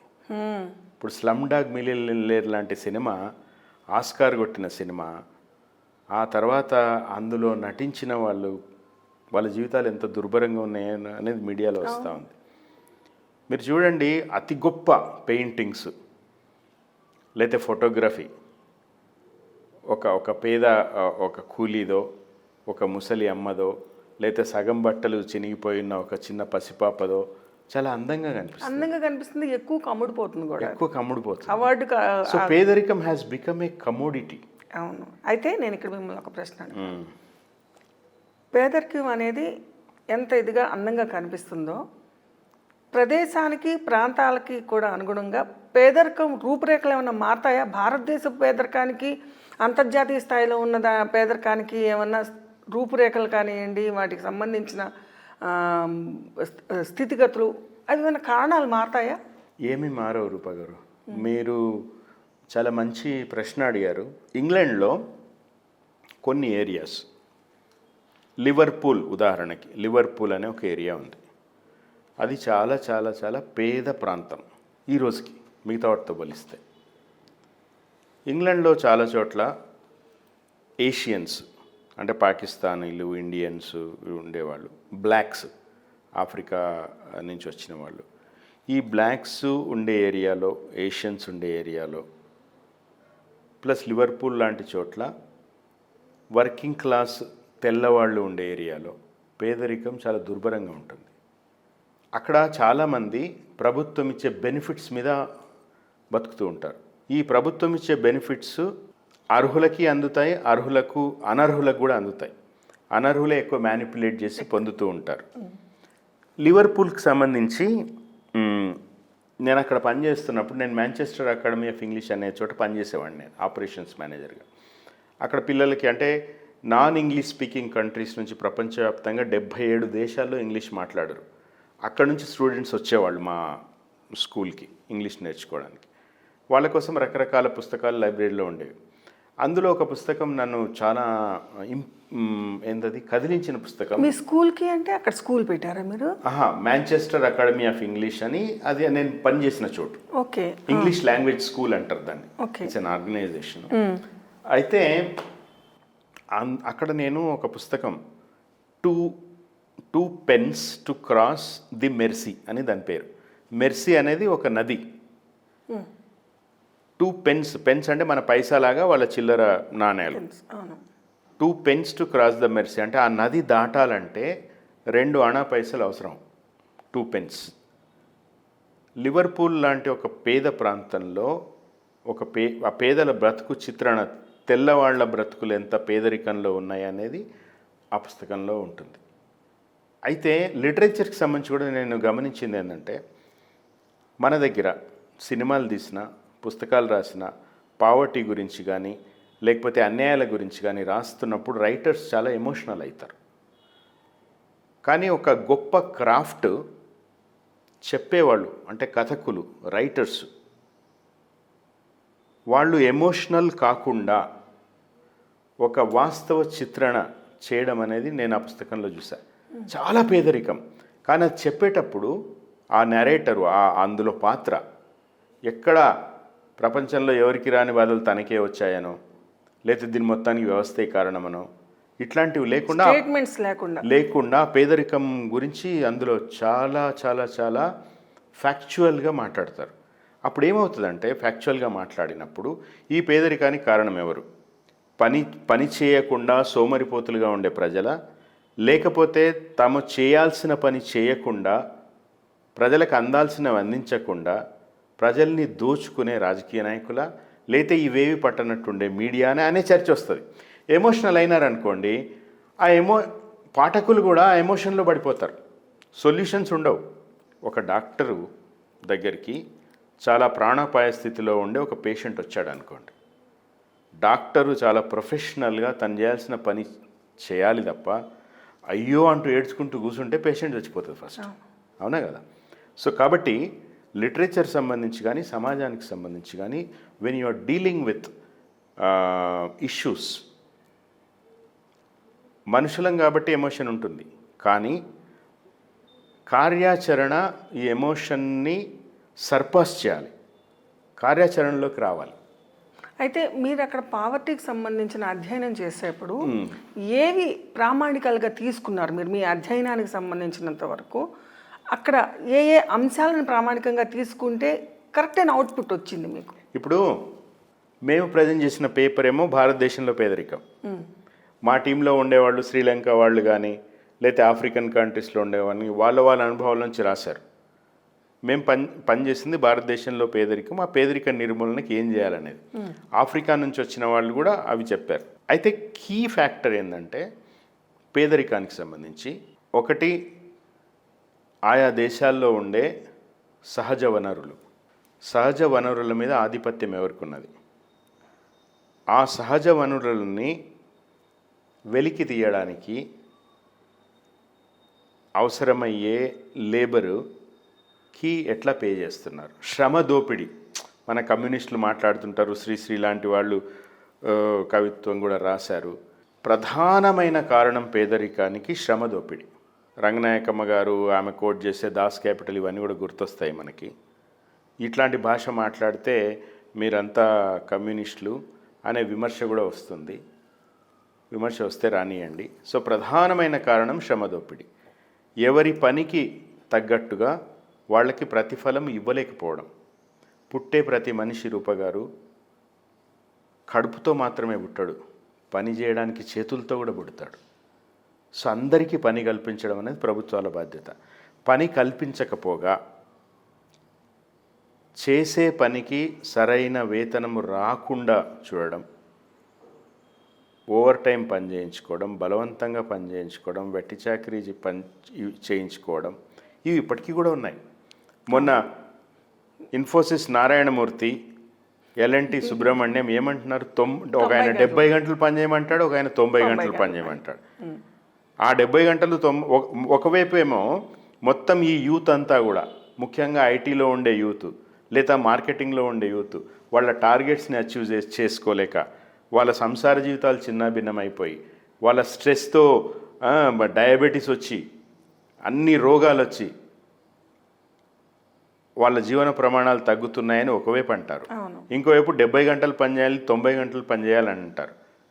So basically quality of life గురించి not only politicians, Narayana Murthy politician కాదు, సుబ్రహ్మణ్యం పొలిటీషియన్ కాదు, కానీ వాళ్ళు ఇన్ఫ్లుయెన్స్ చేస్తూ ఉన్నారు. కానీ వాళ్ళు పొలిటికల్ పార్టీస్తో అలైన్ అయ్యి ఉన్నారు కాబట్టి ఫండ్స్ రూపంలో లేదా ఇంకో రూపంలో. కరెక్ట్. అంటే వాళ్ళకు ఒక రకంగా మనసులో ఆలోచనల్లో ఈ పార్టీలని మనం నడిపిస్తున్నామా లేకపోతే మన చేతిలో ఉన్నారన్నా, అంటే ఈ వ్యవస్థాగతంగా ఈ వచ్చిన మార్పుల్ని మనం మాట్లాడడానికి ముందు ఈ మధ్యకాలం మీరు ఇందాక అన్నారు పని కల్పించటము, ప్రజలకి సంబంధించి ప్రజలతో పని చేయించడం, అంటే పేదరికానికి సంబంధించిన రిపోర్ట్ మీరు ఇవ్వబోయే ముందు ఇచ్చే ప్రక్రియలో భాగంగా మీరు చూసింది పని ఎంత కల్పిస్తున్నారు, పని లేకుండా ఎంతమంది ఇదవుతున్నారన్న ఒక పరిశీలన కూడా మీరు చేశారు. దీనికి రిలేటెడ్గానే సుప్రీంకోర్టు ఇటీవలే ధర్మాసనం ఒక కామెంట్ చేసింది. పార్టీలు ఉచితాలు అన్న పేరుతో ప్రజల్ని ఒక రకంగా ఇండైరెక్ట్గా సోమోత్పత్తులు చేస్తున్నారు అన్న ఒక ధోరణిని ప్రస్ఫుటంగా తెలియజేస్తూ ఈ ఉచితాలు అనేవి పార్టీలు ఇవ్వడం తప్పు అన్నది తప్పుపట్టింది స్ట్రైట్గా. అవును. సో ఈ ధోరణి ఎప్పటి నుంచి బాగా ఒక రకంగా విపరీత ధోరణికి దారితీసిందని మీకు అనిపిస్తుంది? ఉచితాలు అనేవి జనతా దీనికి సంబంధించిన అంటే ఇందిరాగాంధీ సమయంలో జనతా పథకాలు అని లేదా ఈ రకంగా మొదలుపెట్టినవి ఇప్పుడు ఏ రూపానికి దారితీసాయనిపిస్తుంది మీకు? ఏ రూపానికి సుప్రీంకోర్టు కామెంట్ని ఎలా చూడాలంటే ఏ రూపానికి దారితీసినాయి అంటే బీజేపీ పార్టీ ఉచితాలకి వ్యతిరేకం. చాలా బలంగా వాళ్ళు నమ్మేది ఏంటంటే ఎవరికి ఉచితాలు ఇవ్వద్దు. బేసికలీ ఇప్పుడు బీజేపీ పార్టీ కేంద్రంలో it's all managed and driven by people from Gujarat. గుజరాతీలు ప్రతి ఒక్కరు కూడా బిజినెస్ చేస్తారు, వాళ్ళు కష్టపడతారు. సరే, బిజినెస్లో 2 నంబర్ దందాలు, ట్యాక్స్లు ఎగ్గొట్టాడాలు వేరే చర్చ. కానీ ఎవరు ఖాళీగా కూర్చోరు, బాగా పనిచేస్తారు, బాగా దోచుకుంటారు, ఇవన్నీ చేస్తారు. But at least there is some activity. ఎప్పుడు ఏదో నిరంతరం ఏదో ఒక బిజినెస్లో ఉంటారు వాళ్ళు, మార్వాడీలు, గుజరాతీలు, బనియాలు. అవును. సో వాళ్ళకి ఉచితాలు అనేవి సహజంగా నచ్చవు. నరేంద్ర మోడీకి కానీ అమిత్ షాకి కానీ కేంద్రంలో బీజేపీని ప్రభుత్వాన్ని నడిపే వాళ్ళకి ఉచితాలు నచ్చవు. కానీ మొన్న ఎలక్షన్స్లో వాళ్ళు ఉచితాలు లెఫ్ట్, రైట్, సెంటర్ ప్రామిస్ చేశారు. మొన్న ఢిల్లీలో గెలిచారు కదా, ఢిల్లీలో కూడా ప్రామిస్ చేశారు. అంతకుముందు మహారాష్ట్రలో చేశారు, అంతకుముందు హిమాచల్ ప్రదేశ్లో. అంటే నేను అనేది బీజేపీని తప్పు పట్టడం లేదు. నేనేమంటున్నా అంటే any political party for that matter, అంటే బీజం పడింది ఇది అసలు యాక్చువల్గా అక్కడి నుంచి వస్తే ఇప్పుడేం జరుగుతుంది అనేది మనం మాట్లాడడానికి వీలవుతుంది. అంటే ఏ ఇంటెన్షన్తో ఉచిత పథకాలు ప్రజలకి, సామాన్యులకు అందించాలనే ఒక ప్రక్రియ మొదలైంది, ఆ తర్వాత ఎలా మార్పు చెందుతూ వెళ్ళింది అనేది మనం మాట్లాడుకుంటే ఒక సమగ్రంగా ఉంటుందని. ఇప్పుడు 1969లో ఇందిరాగాంధీ గరీబీ హటావో అనే నినాదం ఇచ్చారు. భారతదేశం నుంచి పేదరికాన్ని నిర్మూలించాలి అని. నా జీవిత కాలంలోనే పేదరిక నిర్మూలన నేను చూస్తాను అనే పాపులర్ లైన్ చంద్రబాబు నాయుడు గారిది. నేను ఆయనతో పనిచేశాను. ఆయన పబ్లిక్ మీటింగ్లోనే కాదు, ఇంటర్నల్గా కూర్చున్నప్పుడు కూడా 3-4 నాయకులు 5 మందో 1-to-1లో కూర్చున్నప్పుడు కూడా పేదరిక నిర్మూలన అనేది మన ఎజెండా కావాలనేది ఆయన అనేవారు. యాక్చువల్లీ చంద్రబాబు గారు కూడా ఉచితాలకు వ్యతిరేకం. ఆయన వైఎస్ రాజశేఖర రెడ్డి కాంగ్రెస్ పార్టీ అధ్యక్షుడిగా ఉండి, డి శ్రీనివాస్ అధ్యక్షుడు, వైఎస్ రాజశేఖర్ వాళ్ళు ఎలక్షన్కి పోయేటప్పుడు ఫ్రీ పవర్ హామీ ఇచ్చారు. అప్పుడు తెలుగుదేశం పార్టీలో చర్చ, నేను తెలుగుదేశం పార్టీలో ఉన్నాను. ఫ్రీ పవరు మనము ఇవ్వాలి, ఇవ్వకపోతే ఓడిపోతామంటే ఓడిపోయినా పర్వాలేదు కానీ ఫ్రీ పవర్ ఇవ్వని అని అన్నారు చంద్రబాబు నాయుడు గారు. అంత గట్టిగా ఉండేవాళ్ళు. ఆ తర్వాత చంద్రబాబు నాయుడు గారికి, ఇంకా చంద్రబాబు నాయుడు గారు అని కాదు, కేసీఆర్ అని కాదు, మోడీ అని కాదు, ఎవరని కాదు, అందరికీ కూడా ఈ ఉచితాలు ఎంతో కొంత ఇవ్వడం అనేది పొలిటికల్లీ కంపల్సరీ అయిపోయింది. లేకపోతే అవతల పొలిటికల్ పార్టీ, ఇప్పుడు చంద్రబాబు నాయుడుకి అనుభవం ఉంది కదా, ఆ ఎలక్షన్లో కనుక 2004లో ఉచిత విద్యుత్ ఇస్తానని ఉంటే పవర్లోకి వచ్చి ఉండేవాళ్ళు. లేదు కాబట్టి వైఎస్ రాజశేఖర రెడ్డి ఆఫర్ ఇచ్చారు కాబట్టి వచ్చారు. కానీ ఇంకోటి కూడా చూస్తారు జనాలు, చిత్తశుద్ధి కూడా చూస్తారు. ఒకటి, ఎన్టీ రామారావు గారు 2 రూపాయల కిలో బియ్యం పాపులర్ అది ఈ రోజుకి కూడా. ఆ ఎన్టీ రామారావుని ఓడించాలంటే మనం దానికంటే బెటర్ ఆఫర్ ఇవ్వాలని చెప్పి కోట్ల విజయభాస్కర్ రెడ్డి గారు ₹1.90 బియ్యం అన్నారు. కానీ ఆయన నమ్మల, ఎన్టీ రామారావునే నమ్మారు. ఎందుకంటే ఈయన ఇచ్చున్నాడు, వాళ్ళు ఎప్పుడు ఇవ్వలేదు, ఇస్తామని చెప్తున్నారు. సో జనాలు కూడా ఏంటంటే రూపగారు క్రెడిబిలిటీ చూస్తారు. కేవలం ఉచితాలకే పడిపోతారు జనాలు అనడం కూడా అసమగ్రము, అన్యాయం. వాళ్ళు క్రెడిబిలిటీ చూస్తారు. ఉచితాలతో పాటు మిగతా ఏం చేస్తున్నారు వీళ్ళు అనేది కూడా తప్పకుండా చూస్తారు. ఈ ఆహార హామీ పథకం అండ్ పనికి ఆహార పథకం, ఉపాధి హామీ పథకం, వీటిని ఎలా చూడాలని అంటారు? నేను ఈరోజు కాంగ్రెస్ పార్టీని వ్యతిరేకించే బీఆర్ఎస్ పార్టీ శిబిరంలో ఉన్నాను. నేను కాంగ్రెస్ పార్టీని విధానాల పరంగా, ముఖ్యంగా ప్రస్తుతం ఉన్న ప్రభుత్వాన్ని తీవ్రంగా మేము వ్యతిరేకిస్తున్నాం, కొట్లాడుతున్నాం. రేపు మోస్ట్లీ దింపేస్తామేమో కూడా. కానీ యూపీఏ ప్రభుత్వం, యూపీఏ 1 and 2 చాలా గొప్ప గొప్ప చట్టాలు తీసుకొచ్చాయి రూపగారు. అందులోంచి పుట్టిందే MG NREGA, Mahatma Gandhi national rural employment guarantee act. చాలామంది దీన్ని ఉపాధి హామీ పథకం అంటారు. పథకం కాదు, అది చట్టం. చట్టం. పథకానికి చట్టానికి తేడా ఏంటంటే పథకం అనేది ఆయా పార్టీల ప్రభుత్వాల దయాదాక్షిణ్యాల మీద ఇస్తే ఇస్తారు, లేతే పోతుంది. ఎన్నో పథకాలు ఇస్తామని చెప్పి ఎగ్గొడతారు, ఇప్పుడు 6 గ్యారెంటీలాగా. కానీ నరేగా యొక్క ప్రాముఖ్యత ఏంటంటే, విశిష్టత ఏంటంటే అది ఇట్స్ ఎన్ యాక్ట్, చట్టం. గ్రామీణ ప్రాంతాల్లో ఉండే పేదలకి జాబ్ కార్డు ఇస్తారు. మీరు సంవత్సరానికి 150 రోజులు పని దినాలు మీకు కల్పించడం ప్రభుత్వ బాధ్యత, ప్రభుత్వ చట్టబద్ధమైన బాధ్యత. మీకు జాబ్ కార్డ్ హోల్డర్ అయ్యుండి 150 రోజులు పని లేదనుకోండి, అయినా కూడా డబ్బులు ఇవ్వాలి, అది చట్టం. సో అది చాలా చాలా వలసలని ఆపింది రూప గారు. అనంతపురం జిల్లాలో అప్పుడు ఉమ్మడి ఆంధ్రప్రదేశ్లో మేము తిరిగాం విపరీతంగా, అనంతపురంలో కూడా తిరిగాం మేము. కోడెల శివప్రసాద్ గారి నేతృత్వంలో వ్యవసాయ అధ్యయన కమిటీలో నేను సభ్యుడిగా ఉన్నాను, అక్కడ తిరిగాం మేము. అనంతపురం చరిత్ర గతంలో ఫ్యాక్షన్, విపరీతమైన ఫ్యాక్షన్ కొట్లాటలతో రాయలసీమలో మోస్ట్, కడప కానీ కర్నూలు కానీ అనంతపురం కానీ చిత్తూరులో అంత లేదు కానీ బట్ మిగతావి. ఉపాధి హామీ పథకం వచ్చిన తర్వాత చాలా వరకు ఫ్యాక్షనిజం తగ్గింది. జనాలకి పని దొరుకుతుంది, డబ్బులు వస్తున్నాయి. నాకు అనంతపురం జిల్లాకు చెందిన ఒక ఫ్యాక్షనిస్టే చెప్పాడు ఇవన్నీ వచ్చి మా కొంప ముంచుతుందని. సో ఖచ్చితంగా అట్లాంటి చట్టాలు ప్రజల జీవన ప్రమాణాలు మెరుగుపరిచినాయి. సో మీరు ఇందాక అన్నారు సుప్రీంకోర్టుది కోట్ చేశారు మీరు. సుప్రీంకోర్టు తీర్పు కాదు, వాళ్ళ కామెంటు పట్ల నాకు కొంత ఇష్టం, కొంత అయిష్టం ఉంది. కొంత వాళ్ళు మాట్లాడే మాటలో న్యాయం ఉంది. జస్టిస్ గవాయ్ మాట్లాడారు. ఆయన ఏమంటున్నారు, ఇదేదో సబ్జుడీస్ అవుతుంది, కోర్టు ధిక్కారం అవుతుందన్న భయం కూడా నాకు లేదు. నేను ఈ దేశ పౌరుణ్ణి, ప్రజలకు సంబంధించి నేను మాట్లాడాలనుకుంటున్నాను, మాట్లాడాలి కదా, సో మాట్లాడాల్సిందే. అయితే గవాయ్ ఏమన్నారు, నేను వ్యవసాయదారుణ్ణి, మాకు కూలీలు దొరకడం లేదు, ప్రజలు ఎవరు ఇంటికి ఫ్రీ బియ్యం వస్తుంటే పని ఎట్లా చేస్తారు, కూలీ ఎట్లా చేస్తారు అన్నారు. దాని పట్ల నాకు తీవ్రమైన అభ్యంతరం ఉన్నది. కూలీ ఇంకో చోట ఎక్కువ దొరుకుతుంటే వాళ్ళు ఇంకో చోట పనికి పోతారు, మీరు ఎక్కువ కూలీ ఇవ్వండి.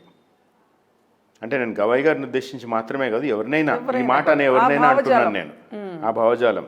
నిన్న ఎల్ఎన్టీ సుబ్రహ్మణ్యం గారు మళ్ళొకసారి ఇంకో కామెంట్ చేశారు, చాలా తీవ్రంగా ఖండించదగ్గ కామెంట్ చేశారు ఆయన. జనాల ఆర్థిక పరిస్థితి మెరుగుపడుతున్నందున పని చేయడానికి ఎవరు సిద్ధంగా లేరు అంటున్నాడు. ఇప్పటిదాకా మనం మాట్లాడుకుంటున్న పేదరికం ఉంది కదా, సుబ్రహ్మణ్యం గారు జనాలు పేదరికంలో ఉంటే ఒళ్ళు వంచుకుని పని చేస్తారని చెప్తున్నాడు ఆయన. కాబట్టే మేము పడేసే జీతాలకి మీరు 70 గంటలు 90 గంటలు పని చేయండి అనే సారీ ఈ పదం మీరు కట్ చేయకండి, ఎడిట్ చేయకండి, కండ కావరంతో అంటున్నాడు. పేదల పట్ల ఇంత అపహాస్యం తగదు. పేదరిక నిర్మూలనకు సంబంధించి ఒకవైపు మాట్లాడుతున్నాయి, ఇప్పుడు సుప్రీంకోర్టు డైరెక్షన్స్, రేపు పొలిటికల్ పార్టీస్ కూడా అవి ఆలోచించాలి. లెఫ్ట్, రైట్ అండ్ సెంటర్ ఉచితాలు ఇవ్వడం, విద్యార్థులకు ల్యాప్టాప్లు ఇస్తాము. ఇప్పుడు ఉదాహరణకి రైతులకి రుణమాఫీ చేయడం అనేది ఒక అవసరం, చాలా ఓకే. ఇన్పుట్ సబ్సిడీ ఇవ్వడం అనేది అవసరం, ఎందుకంటే వ్యవసాయం ఈ దేశంలో ఎప్పుడు లాభసాటిగా లేదు. 65% 70% వ్యవసాయం మీద ఆధారపడే భారతదేశంలో ఎప్పుడు వ్యవసాయం లాభసాటిగా లేదు, ఎప్పుడు రైతు ఆత్మహత్య లాగలేవు. ఈ ప్రభుత్వం ఆ ప్రభుత్వం అని కాదు, నిరంతరం. అందుకే జై జవాన్ జై కిసాన్ పుట్టింది నినాదం. కరెక్ట్. తర్వాత సక్సెసివ్ గవర్నమెంట్స్ చాలా పాలసీలు తీసుకొచ్చాయి. రాజశేఖర రెడ్డి ఉచిత విద్యుత్ ఇచ్చారు, కేసీఆర్ 24 గంటల కరెంట్ ఇచ్చారు, నీటిపారుదల ప్రాజెక్టులు పెంచారు. ఈ వరిలో తెలంగాణ, పంజాబ్ లాంటి రాష్ట్రాలనే తలదన్నింది ఉమ్మడి ఆంధ్రప్రదేశ్ కూడా ఈ రోజుకి గొప్పగా వ్యవసాయంలో అభివృద్ధి చెందింది. సో ఇవి జీవన ప్రమాణాలు ప్రజలై మారుతూ ఫర్ బెటర్ మారుతూ వస్తున్నాయి. అట్లాంటి వ్యవసాయాన్ని ఇంకా లాభసాటి చేయాలా, వాళ్ళకి ఆత్మహత్యలు తగ్గాలా అనే ఉద్దేశంతో కనీస మద్దతు ధర ఇచ్చే పంటల లిస్టు పెంచడము, లేకపోతే కనీస మద్దతు ధర క్యాలిక్యులేషన్లో ఒక హ్యూమన్ మానవత్వం ఉండాల ప్రభుత్వాలకి అనే ఆర్గ్యుమెంట్ రావడము, రైతు సంఘాలు దానికోసం పనిచేయడము, ఇవన్నీ జరుగుతూ ఉన్నాయి. ఖచ్చితంగా నేను చాలా గర్వంగా చెప్తున్నాను, భారతదేశము మీరు అమెరికా లాంటి లేదా ఇంగ్లాండ్ లాంటి దేశాలతో పోల్చుకొని మనం న్యూనత చెందాల్సిన పని లేదు. మన వయస్సు, మనం స్వేచ్ఛావాయువులు పీలుస్తూ ఉన్న మన వయసు కేవలం 78 సంవత్సరాలు. మనం రాజ్యాంగం రాసుకుని అమల్లోకి వచ్చింది కేవలం 75 సంవత్సరాలు అయింది, ఇంకా 100 ఏళ్ళు కూడా రాలేదు మనకి. సో ఇప్పటి వరకు జరిగిన ప్రోగ్రెస్ ఖచ్చితంగా మనం సంతోషించాల్సిందే. ఈరోజు మన దేశం బలమైన ఆర్థిక శక్తిగా ఉన్నది. కాకపోతే ఈ దేశ సంపద సృష్టికర్తల దగ్గర సంపద లేదు. ఒక 10% మంది దగ్గర సంపద పేరుకుపోయింది. ఆ అసమానతలు తగ్గించాలి. ఇవి అన్ని పొలిటికల్ పార్టీస్ అసమానతలు ఇది మనం ఆ రోజు నుంచి వింటున్నాం. మొదటి రోజు నుంచి అంబేద్కర్ దగ్గర నుంచి కూడా అసమానతలు. ఈ రోజుకి అసమానతలే. ఈ రోజుకి విద్య, వైద్యం, కూడు గూడు గుడ్డ, ఇవే నినాదాలు ఇంకా ఇంకా ఇంకా రాజకీయ నాయకులకి ఒక అస్త్రంలా ఎందుకు ఉంటున్నాయి అసలు? కొంచెం లోతుగా ఫిలాసాఫికల్గా మాట్లాడదాం. ఈ భూమి పుట్టి 300 కోట్ల సంవత్సరాలైంది. ఒక లెక్క ప్రకారం ఇంకొక 300 కోట్ల సంవత్సరాలు ఈ భూమి ఉంటుంది మనుగడలో. తర్వాత ఏదో ఆస్ట్రాయిడ్ వచ్చి ఢీకొని మనం అందరం పోయామనుకోండి, అవి చాలా సమస్యలకు శాశ్వత పరిష్కారం అవుతుంది. అయితే సమస్యలు అనేది మానవాళి పుట్టినప్పటి నుంచి ఉన్నాయి, భవిష్యత్తులో కూడా ఉంటాయి. ఎవరికైనా ప్రేక్షకులకి ఎవరికైనా రాబోయే రోజుల్లో రాజకీయ పార్టీలు వచ్చి సమస్యలన్నీ పరిష్కరిస్తారు అని ఎవరికైనా మీకు ఆశలు ఉంటే వదులుకోండి. ఆ భ్రమలు అవసరం లేదు. సమస్యలు ఏమీ పరిష్కారం కావు, శాశ్వత పరిష్కారాలు ఏమి ఉండవు. ఎందుకంటే సమస్యల సృష్టికర్తలు ప్రజలే పొలిటీషియన్స్. మీకు ఒక ఉదాహరణ చెప్తాను. నేను ఇంగ్లాండ్లో ఉన్నప్పుడు BBC వాళ్ళ రేడియో 4లో పొలిటీషియన్స్ది ఇంటర్వ్యూస్ వచ్చేవి. ఇప్పుడంటే విజువల్గా చూస్తున్నాం ఇంటర్వ్యూస్, కానీ రేడియోలో అడ్వాంటేజ్ ఏంటంటే మనం ఎక్కువ డిస్టర్బ్ కాకుండా ఫోకస్డ్గా రేడియో వింటాం.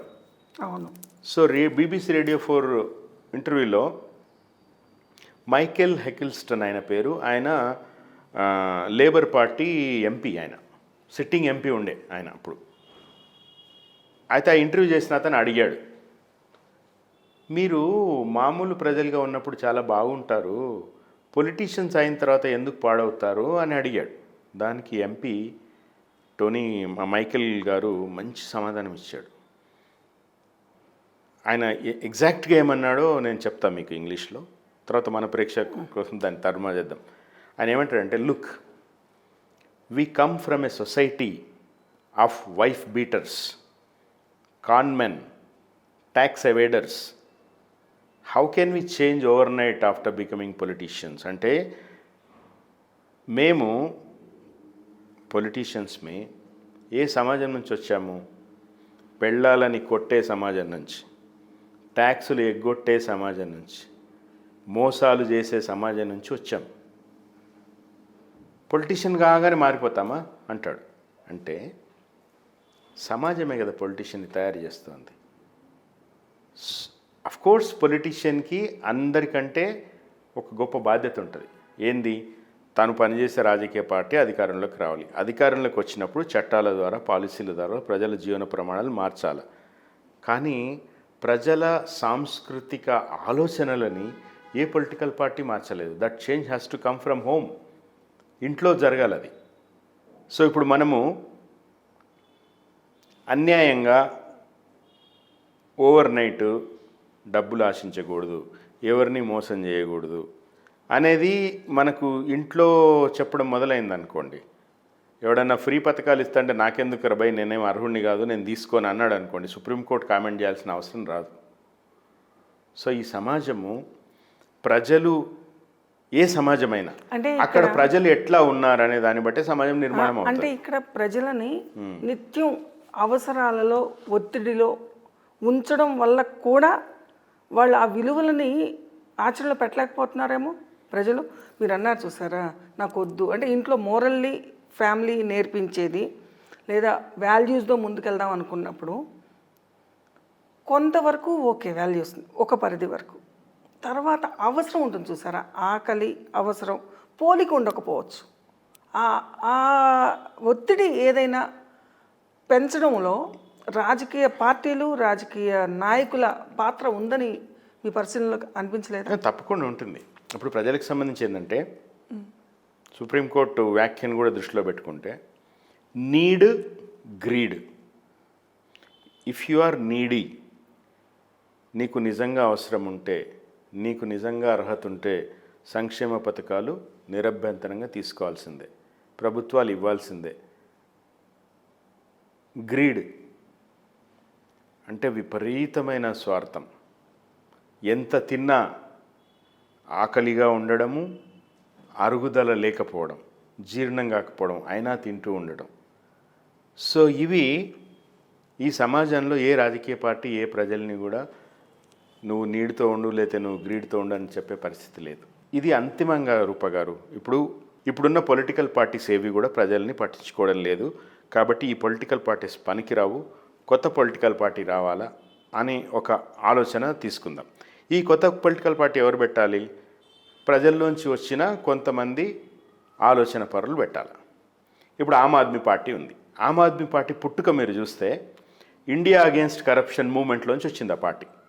ఆ రోజు యోగేంద్ర యాదవ్ గారు, ప్రశాంత్ భూషణ్ గారు వీళ్ళందరూ కలిసి అన్నా హజారే దగ్గర నుంచి మొదలయ్యి అంతా కలిసి అప్పుడు కాంగ్రెస్ ప్రభుత్వం, యూపీఏ ప్రభుత్వం విపరీతంగా అవినీతిలో కూరుకుపోయింది అన్నప్పుడు ఈ పార్టీ పెట్టారు.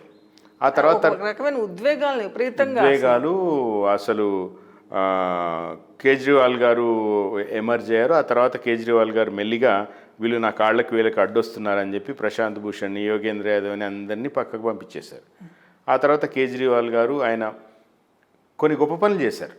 ఇప్పుడు మొహల్లా క్లినిక్స్ కానీ, పాలసీ మేకింగ్లో కొంత ఢిల్లీలో విద్యా వైద్య రంగం అద్భుతమైన పనులు చేసింది. అయితే ఆయన ఏం చేశారు? విద్యా వైద్య రంగాలతో పాటుగా సంక్షేమ పథకాలు కూడా చాలా పెట్టారు. మధ్యతరగతిని ఆయన ఇగ్నోర్ చేశారు. మధ్యతరగతికి ఏం కావాలండి? ఉచితాలు కాదు, పని కల్పించాలి. సస్టైనబిలిటీ కావాలా, పని కావాలి వాళ్ళకి. నీకు పని చేసుకునే పరిస్థితులు ఉండాలి. ఉద్యోగాలు కానీ, స్వయం ఉపాధి కానీ, ఉపాధి కల్పన కానీ ఉండాలి. కానీ రాజకీయ పార్టీలు, రాజకీయ నాయకులు కానివ్వండి, ఈ వ్యవస్థల్లో కానివ్వండి, మధ్య తరగతికి ఎవరిని రానివ్వట్లా. అయితే దిగువ తరగతి ఉంచుతున్నారు, లేకపోతే ఉన్నత తరగతులను పెంచుకుంటూ వెళ్తున్నారు. ఢిల్లీ పాఠం అదే, ఢిల్లీ గుణపాఠము రాజకీయ పార్టీలు నేర్చుకోవాల్సింది అదే. మధ్య తరగతి అప్సెట్ అయ్యింది కాబట్టి ఓడిపోయింది. అండ్ బీజేపీ చూడండి మీరు, దేశవ్యాప్తంగా వాళ్ళ టార్గెట్ మధ్య తరగతి. ఇప్పుడు మొన్న ఎలక్షన్స్కి ముందు కేంద్ర బడ్జెట్ ప్రవేశపెట్టారు. కేంద్ర బడ్జెట్లో 12.5 లక్షల ఆదాయ పరిమితి పెంపు అనేది ఖచ్చితంగా పనిచేసింది అక్కడ. సో అది కేవలం ఢిల్లీ ఎలక్షన్ల కోసమే చేశారా, చేయలేదా అనేది వేరే చర్చ. కానీ ఎందుకోసమే చేశారు? ప్రజలైతే బెనిఫిట్ అవుతున్నారు కదా. నాట్ ఓన్లీ ఢిల్లీ పీపుల్, దేశవ్యాప్తంగా మధ్య తరగతికి అది గొప్ప ఊరటది. 12.5 లక్షల ఆదాయ పన్ను ఎప్పటి నుంచో 5 లక్షల నుంచి తర్వాత 7 చేశారు, ఇప్పుడు 12.5 చేశారు. సో ఇట్లాంటి పాలసీలు, కారణాలు ఏవైనా సరే అట్లాంటి పాలసీలు పీపుల్ని అట్రాక్ట్ చేస్తాయి, మధ్యతరగతిని. మీరు అన్నట్టుగా పేదలకి అండ్ రిచ్ పీపుల్కి ప్రభుత్వాలు ప్రామినెన్స్ ఇస్తున్నాయి. కానీ దీంట్లో కూడా ఎక్కువగా అత్యంత సంపన్నులకి ప్రభుత్వాలు ఎక్కువ ప్రాధాన్యత ఇస్తున్నాయి. నిజానికి వాస్తవం ఏంటంటే ప్రభుత్వాలు వాళ్ళకు ప్రాధాన్యం ఇవ్వడం కాదు, వాళ్ళు ప్రభుత్వాలను నడుపుతున్నారు.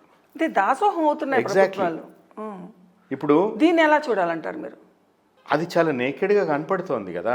కనపడుతోంది, కానీ ఎలా చూడాలి?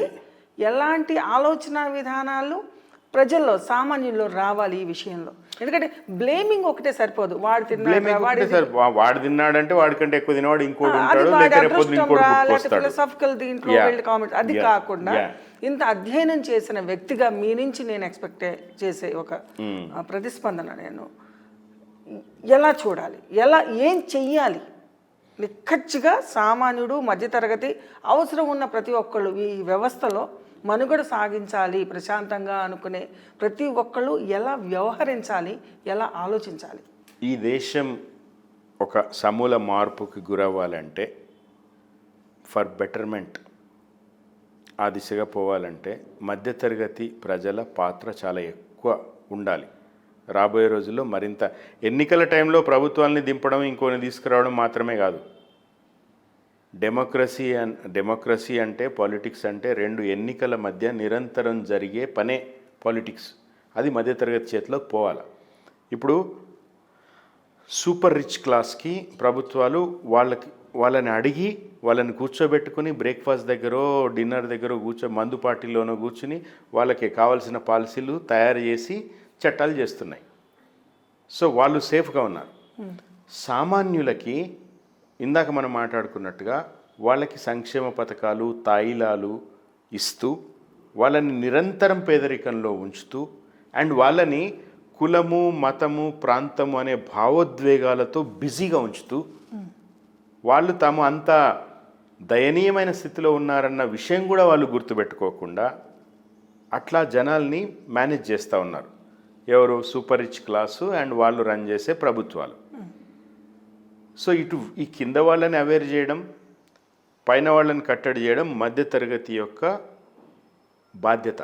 అంటే అండ్ మధ్యతరగతి ముఖ్యమైన విషయం మాట్లాడాలి. అంటే అది మధ్యతరగతి చెప్తారు కానీ మీరు అన్నారు చూసారా, ఈ ఇద్దరికి మధ్యలో చైతన్యవంతం చేసే వ్యవస్థ ఏదైతే ఉందో, ఒకప్పుడు పౌర హక్కులు కానివ్వండి, లేకపోతే విరసం అన్నారు, ఈ కైండ్ ఆఫ్ చైతన్యపు వారధి ఈ రోజుల్లో చిత్తశుద్ధితో కానివ్వండి అంకిత భావంతో పనిచేస్తున్న వ్యవస్థ ఉందని అంటారా మీరు? ఉంది, లేకేం లేదు.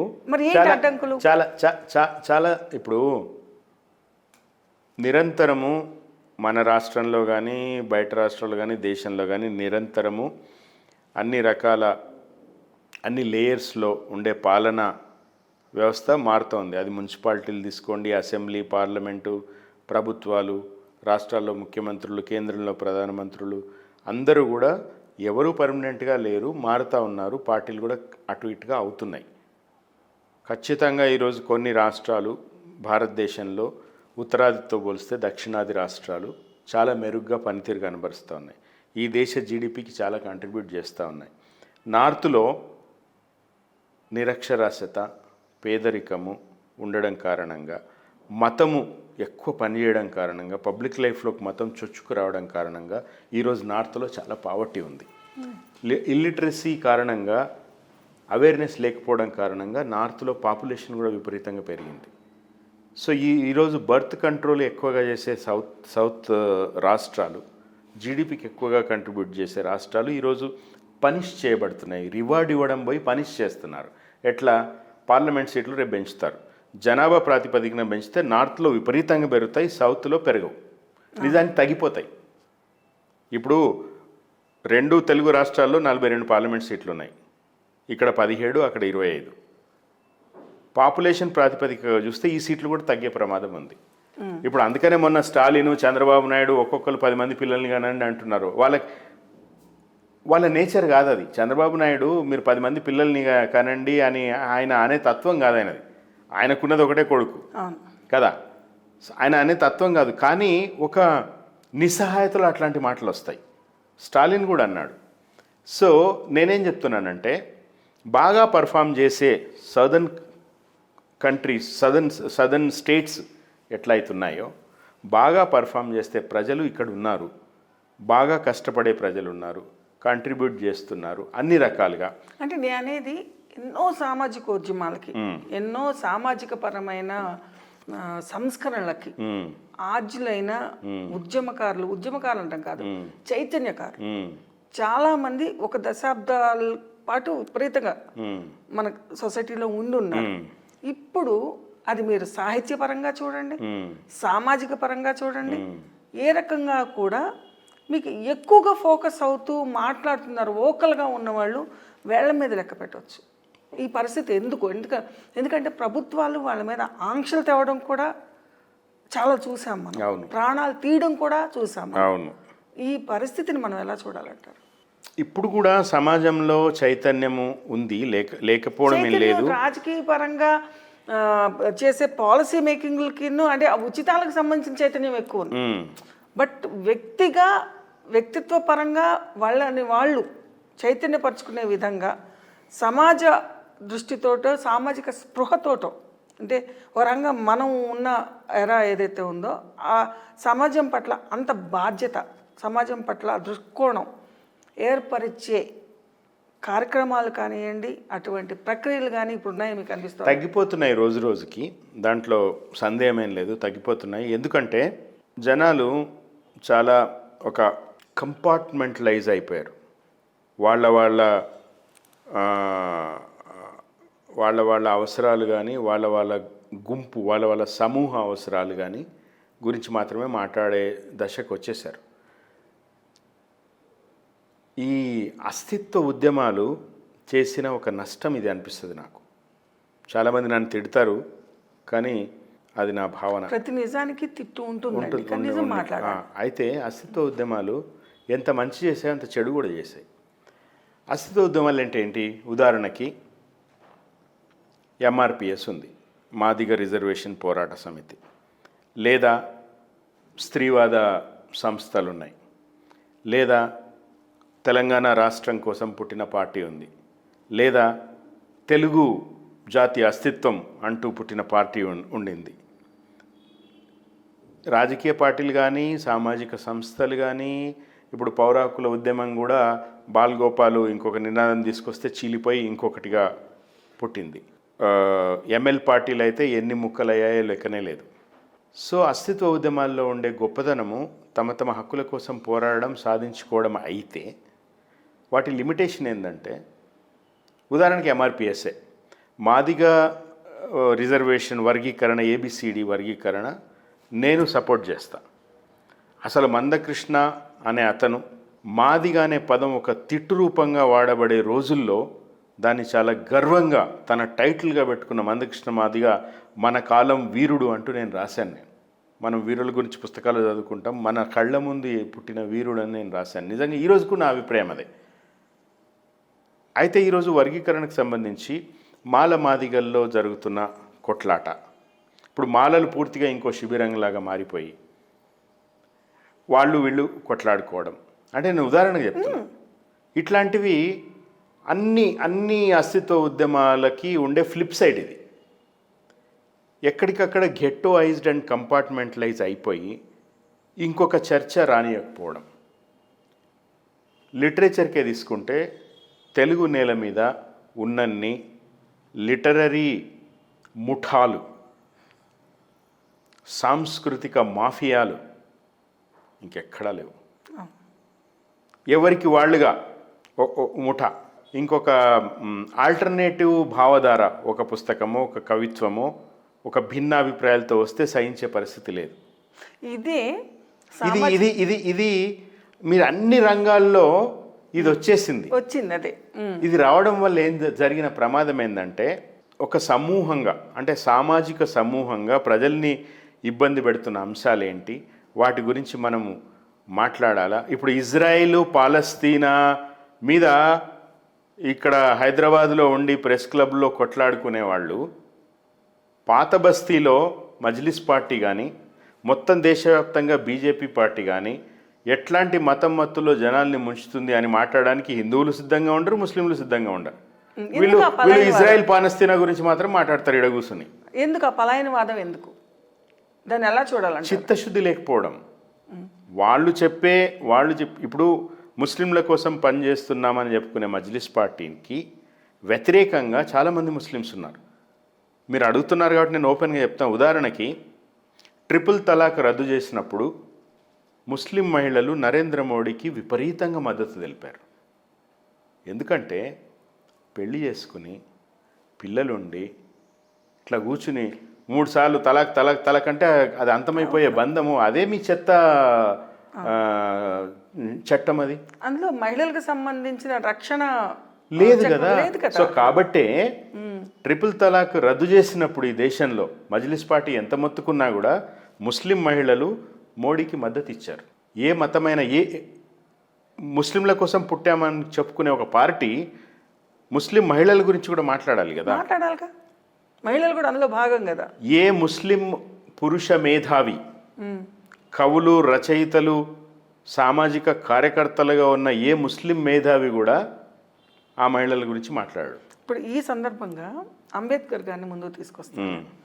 అంబేద్కర్ గారు రాజ్యాంగానికి సంబంధించిన ఆ ప్రకరణాలు అవన్నీ రాసే ప్రక్రియలో ఆయన కోట్ చేసింది అణగారిన వర్గాలు అని మాత్రమే తప్పించి ఈ మతం, ఈ కులం, ఇవి అనేది నిర్మూలన అని ఎక్కడన్నా కోట్ చేశారు ఆయన? అంబేద్కర్ గారు ఆయన ఇంటెన్షన్ ఏంటి అసలు ముందు చెప్తా. ఆయన అనిహిలేషన్ ఆఫ్ క్యాస్ట్ అనే పుస్తకాన్ని రాశారు. క్యాస్ట్ అంటే అప్పుడున్న బ్రిటిష్ గెజిట్లో క్యాస్ట్ అనేది అంటే ఆయన అంబేద్కర్కి తెలుగు రాదు, సో ఆయన కుల నిర్మూలన అనే పుస్తకం ఆయన రాయలేదు. అనిహిలేషన్ ఆఫ్ క్యాస్ట్ దాని పుట్టుక ఎట్లొచ్చిందని చెప్తాను నేను. ఒక 2 నిమిషాలు టైం పడుతుంది. అదే మూలం ఇప్పుడు వీటన్నిటికీ కూడా. 2 నిమిషాలు టైం పడుతుంది దానికి. మేము మిత్రుడు సౌదాతో కలిసి అనిహిలేషన్ ఆఫ్ క్యాస్ట్ పుస్తకాన్ని తెలుగులో అంబేద్కర్ వర్ణ నిర్మూలన సిద్ధాంతం అనే నాటక రూపంలో మేము ఉమ్మడి ఆంధ్రప్రదేశ్లో 55 ప్రదర్శనలు మేము చేసినాం, స్టేజ్ షోలు. అందులో నావి 3 పాత్రలు లైవ్ స్టేజ్లో మొత్తం ఆంధ్రప్రదేశ్లో అంతా వేసాం అది. సో కాబట్టే నేను దాంతో కార్యకర్తృత్వ పరంగాను ఎమోషనల్గాను చాలా అటాచ్ అయి ఉన్న సబ్జెక్ట్ దాంతో. కాబట్టి నేను అథారిటీతో మీకు చెప్పగలుగుతాను. 1922లో మోహన్ దాస్ కరమ్చంద్ గాంధీ కాంగ్రెస్ పార్టీకి అధ్యక్షుడు అవుతారు. అధ్యక్షుడు అయిన తర్వాత ఆయన ఏం చేస్తారంటే జాత్ పాత్ తోడక్ మండల్ అనే ఒక సంస్థ ఏర్పాటు చేస్తాడు. ఏర్పాటు చేసి ఆయన భాయి పరమానంద అనే ఒక దేశభక్తుడు అండమాన్ జైల్లో ఉన్న అతన్ని విడిపించి, బ్రిటిష్ వాళ్ళకు ఉత్తరం రాసి ఆయనని విడిపించి తీసుకొచ్చి ఈ ఆర్గనైజేషన్ అప్పచెప్తాడు. మహాత్మా గాంధీ కానీ ఎవరైనా కానీ వాస్తవాలు మాట్లాడుకున్నప్పుడు వాస్తవాలు మాట్లాడుకోవాలా. భగత్ సింగ్కి ఉరి వేసినప్పుడు మహాత్మా గాంధీ భాయి పరమానందని విడుదల చేయమని ఉత్తరం రాస్తే కింగ్ జార్జ్ ఎట్లా విడుదల చేశాడో భగత్ సింగ్ విషయంలో కూడా రాసుంటే విడుదల చేసి ఉండేవాడు, కానీ గాంధీ చేయలేదు ఆ పని. అంటే రాజకీయపరమైన కుచితపు ఆలోచనలు అప్పటి నుంచే మొదలయ్యాయి. వర్గీకరణ ఎందుకు ఉండవండి? ఖచ్చితంగా ఉంటాయి. మనుషులు కదా, ఎందుకుండవు? ఎప్పుడు మనుషులంతా ఒకటే అంటే ఇదే, ఎప్పుడు ఒకేలా ఉంటారు మనుషులు. సో భాయి పరమానంద అండ్ హర్ భగవాన్ వాళ్ళ నేతృత్వంలో జాత్పాత్ తోడక్ మండల్ పెడతాడు గాంధీ. ఎందుకు పెడతాడంటే భారతదేశంలో హిందువులు ఒక్క తాటి మీద ఉండాలా, ఈ అంబేద్కర్ లాంటి వాళ్ళలో అణగారిన వర్గాలనే ఒక ఆర్గ్యుమెంట్ తీసుకొచ్చి వాళ్ళని హిందూయిజానికి దూరంగా జరుపుతున్నారు, అది ఈ దేశానికి హిందువులకి ప్రమాదము అనే ఉద్దేశంతో జాత్పాత్ తోడక్ మండల్ పెడతాడు. వాళ్ళ సభలకి, మహాసభలకి అంబేద్కర్ని పిలుస్తారు, మీరు వచ్చి స్పీచ్ ఇవ్వండి అని. అంబేద్కరు మీరు వచ్చి స్పీచ్ ఇవ్వండి, కానీ మీ స్పీచ్ ఎట్లా ఉంటుందో మాకు ముందే మీరు డ్రాఫ్ట్ పంపాలంటారు. అంబేద్కరు ఒక డ్రాఫ్ట్ రాసి ఇస్తాడు ఆయన స్పీచ్. అది చూసి వాళ్ళు దాన్ని బుట్టలు పడేస్తారు. మొత్తం దాని మీద భారతదేశంలో ఉండే చాతుర్వర్ణ వ్యవస్థ, కులము వర్ణానికి సంబంధించిన వివక్ష, అగ్రవర్ణాలు ఎట్లా అణగారిన వర్గాల మీద వివక్ష చూపిస్తున్నాయి, ఇవన్నీ మాట్లాడతాడు అంబేద్కర్. నువ్వు మా వేదిక మీదకి వచ్చి ఇవన్నీ మాట్లాడితే మాకు ప్రాబ్లం అవుతుంది, నువ్వు దీన్ని మార్చు అంటే నేను మార్చను అంటాడు. ఆ సభలకు పోడు, అది రద్దు చేసుకుంటారు వాళ్ళు. ఆ స్పీచే ఈయన అనిహిలేషన్ ఆఫ్ క్యాస్ట్ పుస్తకంగా తీసుకొచ్చారు అంబేద్కర్. క్యాస్ట్ అంటే బ్రిటిష్ గెజిట్ ప్రకారం క్యాస్ట్ హిందూస్ అని అర్థం. అంటే అగ్రవర్ణాలు, బ్రాహ్మణ, బనియా, క్షత్రియులు. అంబేద్కర్ ప్రపోజల్ ఏంటంటే కుల నిర్మూలనని బోయి భీమన్న గారు లాంటి వాళ్ళు దాన్ని ట్రాన్స్లేట్ చేశారు. వాళ్ళకు దానిలోని ఆత్మ అర్థం కాలేదు, సరిగ్గా రాయలేదు. వాళ్ళు అంబేద్కర్కి అన్యాయం చేశారు, ఫస్ట్ పాయింట్. సో అంబేద్కర్ ఏం చెప్తారంటే క్యాస్ట్ డెమోక్రసీ, అందరూ ఇప్పుడు ఎవరైనా ఒక కులమో వర్ణమో వాళ్ళ పుట్టుక అనేది అది యాక్సిడెంట్, అది కదా. మీరు ఒక కులంలో పుడతారు, నేను ఒక కులంలో పుడతాను, ఆల్రెడీ ఉన్న కులంలో పుడతాం మనం. సో ఆ కులానికి సంబంధించిన ఆధిపత్యము, బలుపు ఉండకుండా కులాన్ని ఒక సాంస్కృతికంగా, ఒక ట్రెజర్గా, ఎందుకంటే ప్రతి కులానికి తనదంటూ ఒక ఇది ఉంటుంది, కల్చర్ ఉంటుంది. ఆహార్యము, మనం వేసుకునే బట్టలు, ఆచారము, వ్యవహారం, ఇవన్నీ కల్చర్ ఇష్యూస్. అది ట్రెజరు, దాన్ని తీసుకోవాలి మనం, దాన్ని లెగసీగా కంటిన్యూ చేయాలి, మన పిల్లలకి ఇవ్వాలి. కానీ మన కులము, మనకిచ్చిన ఆధిపత్యము, బలుపు, కండకవరము, అవి మనతోనే కట్ చేసుకోవాలి. అంబేద్కర్ ప్రతిపాదన కాస్ట్ డెమోక్రసీలో అగ్రవర్ణాలని రిమూవ్ చేయాలనో లేకపోతే కులాలని తీసేయాలనో కాదు, అది ఇంపాసిబుల్. ఎట్లా తీస్తారండి? బ్రాహ్మణులు లేకుండా చేస్తారా, మాదిగలు లేకుండా చేస్తారా? ఇంపాసిబుల్ అది. ఏం లేకుండా చేయాలి? వివక్ష లేకుండా చేయాలి. డెమోక్రసీ ఉండాలి. ఎవరికి ఎంత వర్త్ ఉందో, ఎవరికి ఎంత అర్హత ఉందో, ఎవరు ఎంత కంట్రిబ్యూట్ చేస్తున్నారో, ఎవరిది ఎంత జనాభా ఉందో వాళ్లకు న్యాయంగా దక్కించాలి. That is democracy, that is caste democracy, and that's what Ambedkar has proposed. ఆయనను తప్పుగా అర్థం చేసుకున్నారు, మిస్కోట్ చేశారు, ఇంటర్ప్రిట్ చేశారు. ఇది చాలా దారుణం జరిగింది. ఆయనని ఒక వర్గానికే ఓన్ చేసుకున్నారు. ఆయన ఒక మాట అన్నా మమ్మల్ని అన్నట్లే, మా కులాన్ని అన్నట్టే, మా వర్గాన్ని అన్నట్టే. నిజానికి దురదృష్టం ఏంటంటే అంబేద్కరు మాలవాడు, అంబేద్కర్ మాదిగ కాదు అనే ఒక చెత్త అవేర్నెస్ ఈరోజు ఉన్నది. దురదృష్టం అది. ఇది చాలా చాలా ఇంట్రికసీస్లోకి వెళ్తే ఇప్పుడు అంబేద్కరు దళితుల కోసమే పనిచేశాడు అనడం కూడా అది తప్పుడు అవగాహన. అప్పుడు రాజ్యాంగం అందరిది ఎలా అవుతుంది? అంబేద్కరు, నేను చెప్తాను మీకు, న్యాయశాఖ మంత్రిగా జవహర్లాల్ నెహ్రూ ప్రభుత్వంలో న్యాయశాఖ మంత్రిగా ఉన్నారు. ఆయన తన మంత్రి పదవికి రాజీనామా చేసింది ఎందుకో తెలుసా? విమెన్ ఇష్యూస్లో డిఫరై చేశాడు. హిందూ కోడ్ బిల్లు తెచ్చినప్పుడు ఈ హిందూ కోడ్ బిల్లు విమెన్కి అగేన్స్ట్గా ఉంది. ఇందాక మనము ట్రిపుల్ తలాక్ ముస్లిమ్స్ గురించి మాట్లాడుకున్నామా? హిందూ కోడ్ బిల్లు జవహర్లాల్ నెహ్రూ ప్రభుత్వం తెచ్చినప్పుడు ఇది హిందూ మహిళలకి అన్యాయం చేస్తుంది, దీనిలో ఈ సెక్షన్స్ ఉండడానికి లేదు, తీసేయండి అని చెప్తే నెహ్రూ వినలా, మంత్రి పదవి విసిరిగొట్టాడు ఆయన. ఇప్పుడు అంబేద్కర్ దళితుడా? అంబేద్కర్ మాలవాడా? పక్షపాత? ఎట్లా చూస్తాం? సో ఇట్లా బిరుదులు ఇచ్చి ఒక సెక్షన్కి పరిమితం చేసి తక్కువ చేయడం అనేది ఒక కుట్రలో భాగం. అది ఇప్పుడు ఈ 78 ఏళ్ల కాలంలో దేశానికి ఏక పార్టీ అనే ధోరణి పోయి ప్రాంతీయ పరంగా కానివ్వండి, జాతీయ స్థాయిలో కానివ్వండి, చాలా పార్టీలు, కొద్దిమంది నాయకులు కాకుండా ఇబ్బడి ముబ్బడిగా నాయకులు పుట్టుకుంటూ వస్తున్నారు, వాళ్ళకి ఫాలోవర్స్ పుట్టుకుంటూ వస్తున్నారు. కానీ చైతన్యం అంతకంతకి నానాటికి తీసిపట్లాగా వెళ్ళిపోతుంది.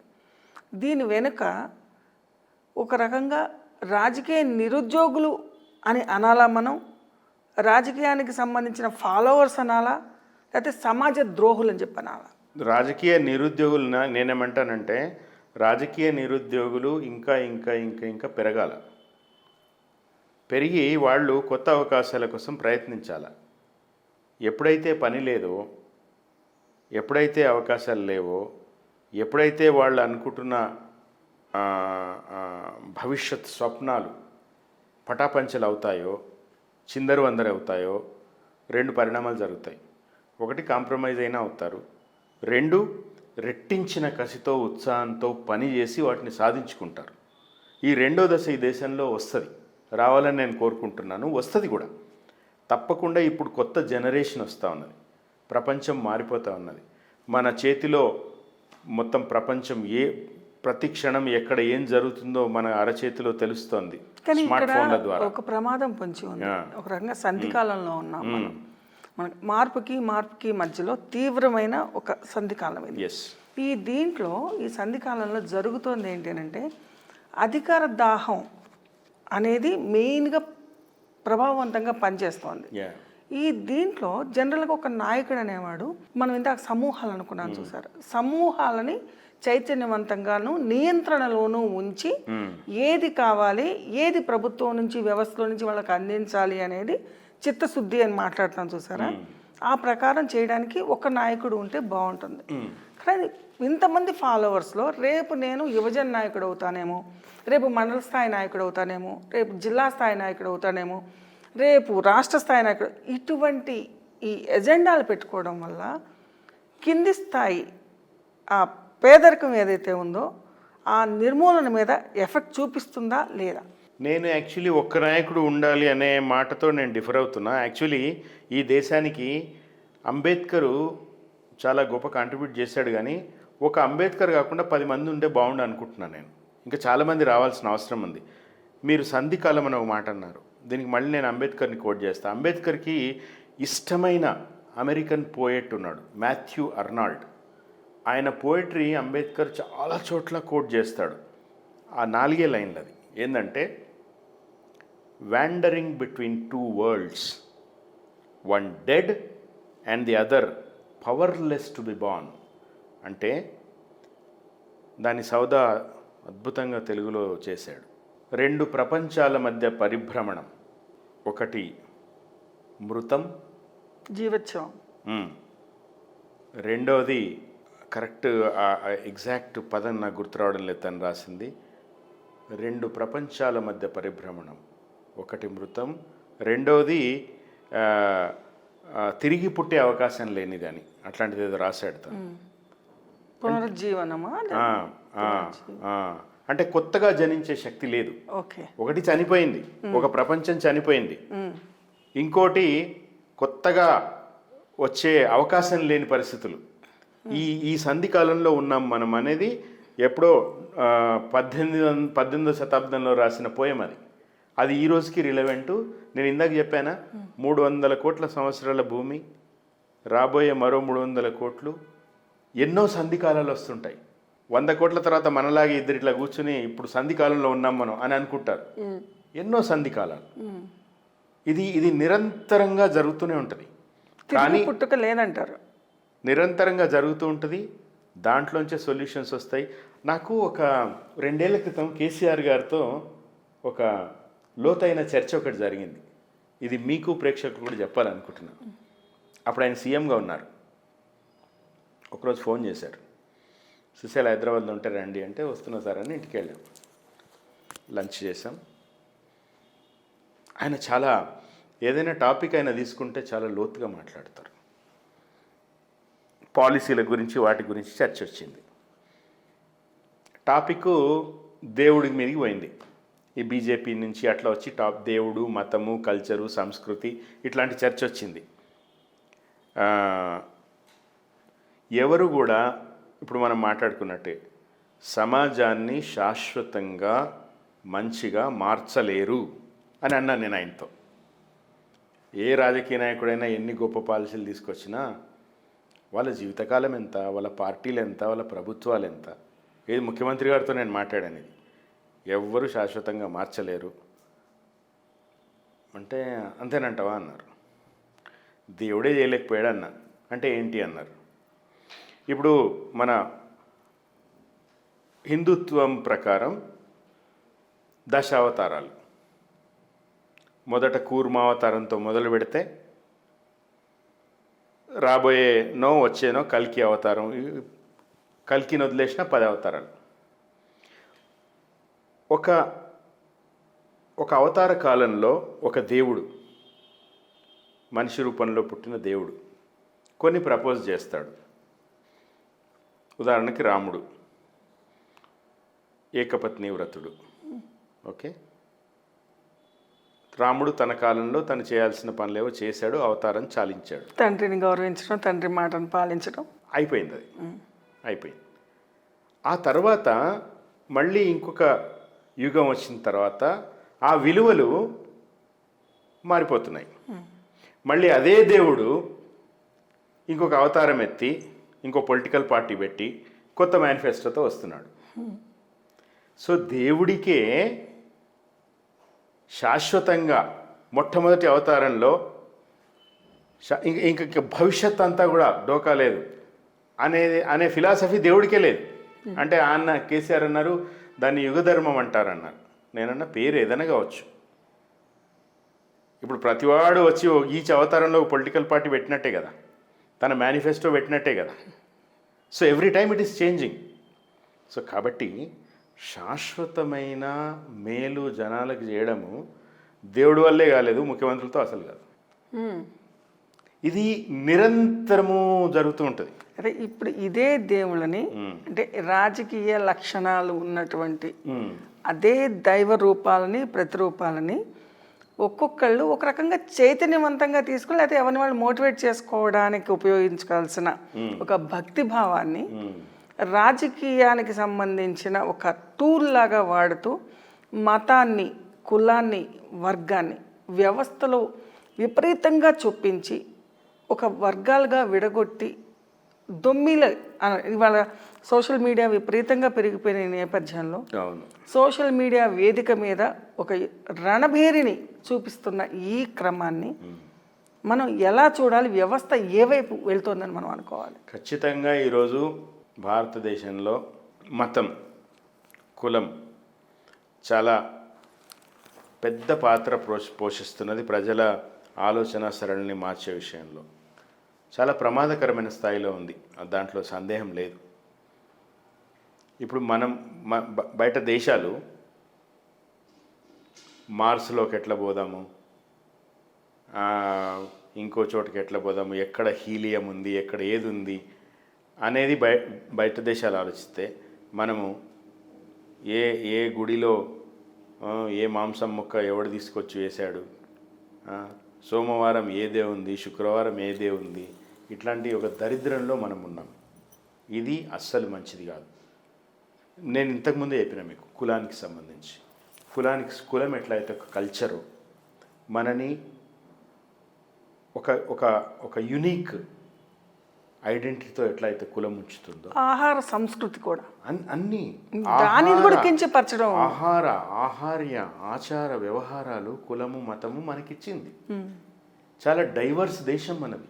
ఈరోజు కూడా భారతదేశము వసుధైక కుటుంబంలో ఉందంటారా? ఇంకా లేదు అనేంత నిరాశ అవసరం లేదు, ఉంది, ఖచ్చితంగా ఉంది. భారతదేశ కల్చరే అది. మనది గణరాజ్యం. పాస్పోర్ట్ ఉంది కదా, మీ పాస్పోర్ట్ అట్ట మీద చూడండి రిపబ్లిక్ ఆఫ్ ఇండియా అని ఉంటుంది, భారత గణరాజ్యం. మనకి ఆగస్టు 15 ఒకటే లేదు, జనవరి 26 కూడా ఉంది. మనం గణరాజ్యం అంటే ఎక్కడికక్కడ ప్రజలు తమ దేవుళ్ళు, తమ పండుగలు, తమ ఆచారాలు, తమ బట్టలు, తమ యూనిక్ సంస్కృతి, తమ భాష, ఇవన్నీ ఇంత యూనిక్గా, ఇంత భిన్నత్వంలో ఏకత్వం. మనం చిన్నప్పుడు స్కూళ్ళల్లో ప్రతిజ్ఞ అని చదివేవాళ్ళం, భారతదేశం నా మాతృభూమి. ఇప్పుడు మానేశారు, అది లేదు. ఎందుకలా? అదే, ఎందుకంటే ఇది ఇప్పుడున్న పొలిటీషియన్స్ అజెండాకి అది సూట్ కాదు. దాంట్లో ఒక లైన్ ఉంటుంది, నాకు చాలా ఇష్టమైన లైన్: సుసంపన్నమైన బహువిధమైన నా దేశ వారసత్వ సంపద నాకు గర్వకారణం. అది వద్దంటున్నారు కదా, ఒకటే భాష మాట్లాడాలా, అందరూ ఒకటే తిండి తినాలా, ఒకటే బట్ట కట్టాలంటున్నారు కదా. మరి ఆ ప్రతిజ్ఞ వీళ్ళ మేనిఫెస్టోకి అడ్డు కదా, కాబట్టి పీకేశారు. అది లేదు. ప్లెడ్జ్ ఉండే కదా, చక్కగా మనం అందరు ఇట్లా నిలబడి చదువుకునే వాళ్ళం కదా. ఇప్పుడు ఎక్కడుంది? లేదు. జనాల్లో ఆ భావన ఎక్కడుంది? లేదు. సో ఇవన్నీ కూడా విద్యకు సంబంధించి ప్రభుత్వాలు, నేను యాజ్ ఎ పొలిటీషియన్ నా బాధ్యత కూడా, నేను మా పార్టీకి కూడా చెప్పాలా, పైన పాలసీ మేకర్లకు కూడా చెప్పాలా, విద్యలో కల్చర్ మీద పాఠాలు ఉండాలి.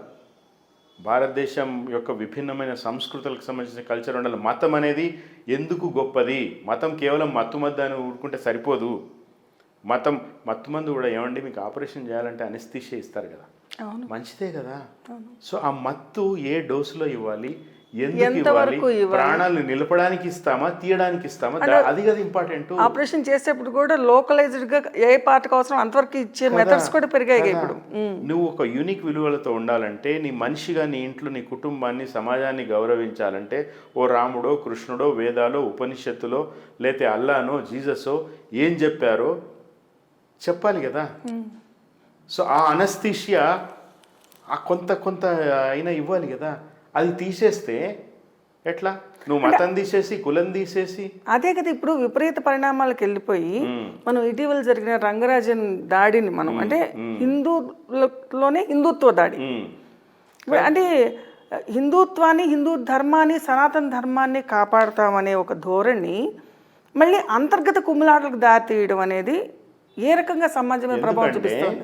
ఎందుకంటే రంగనారాజన్ గారు, వాళ్ళ నాన్న సౌందరరాజన్ గారు, వాళ్ళు కాన్స్టిట్యూషన్ గురించి మాట్లాడుతున్నారు, దళిత క్రైస్తవుల గురించి మాట్లాడుతున్నారు. కాబట్టి వీళ్ళకి నచ్చడం లేదు. ఈ ఎవరైతే రామరాజ్య స్థాపకులు అంటున్నారో, ఇక్ష్వాకు వంశాలు అంటున్నాడో, అసలు ఆయనకే క్లారిటీ లేదు. ఆయన పేరు రాఘవరెడ్డి, ఆయన ఏంది, ఇక్ష్వాకులు ఏంది, వాళ్ళు రాజులు.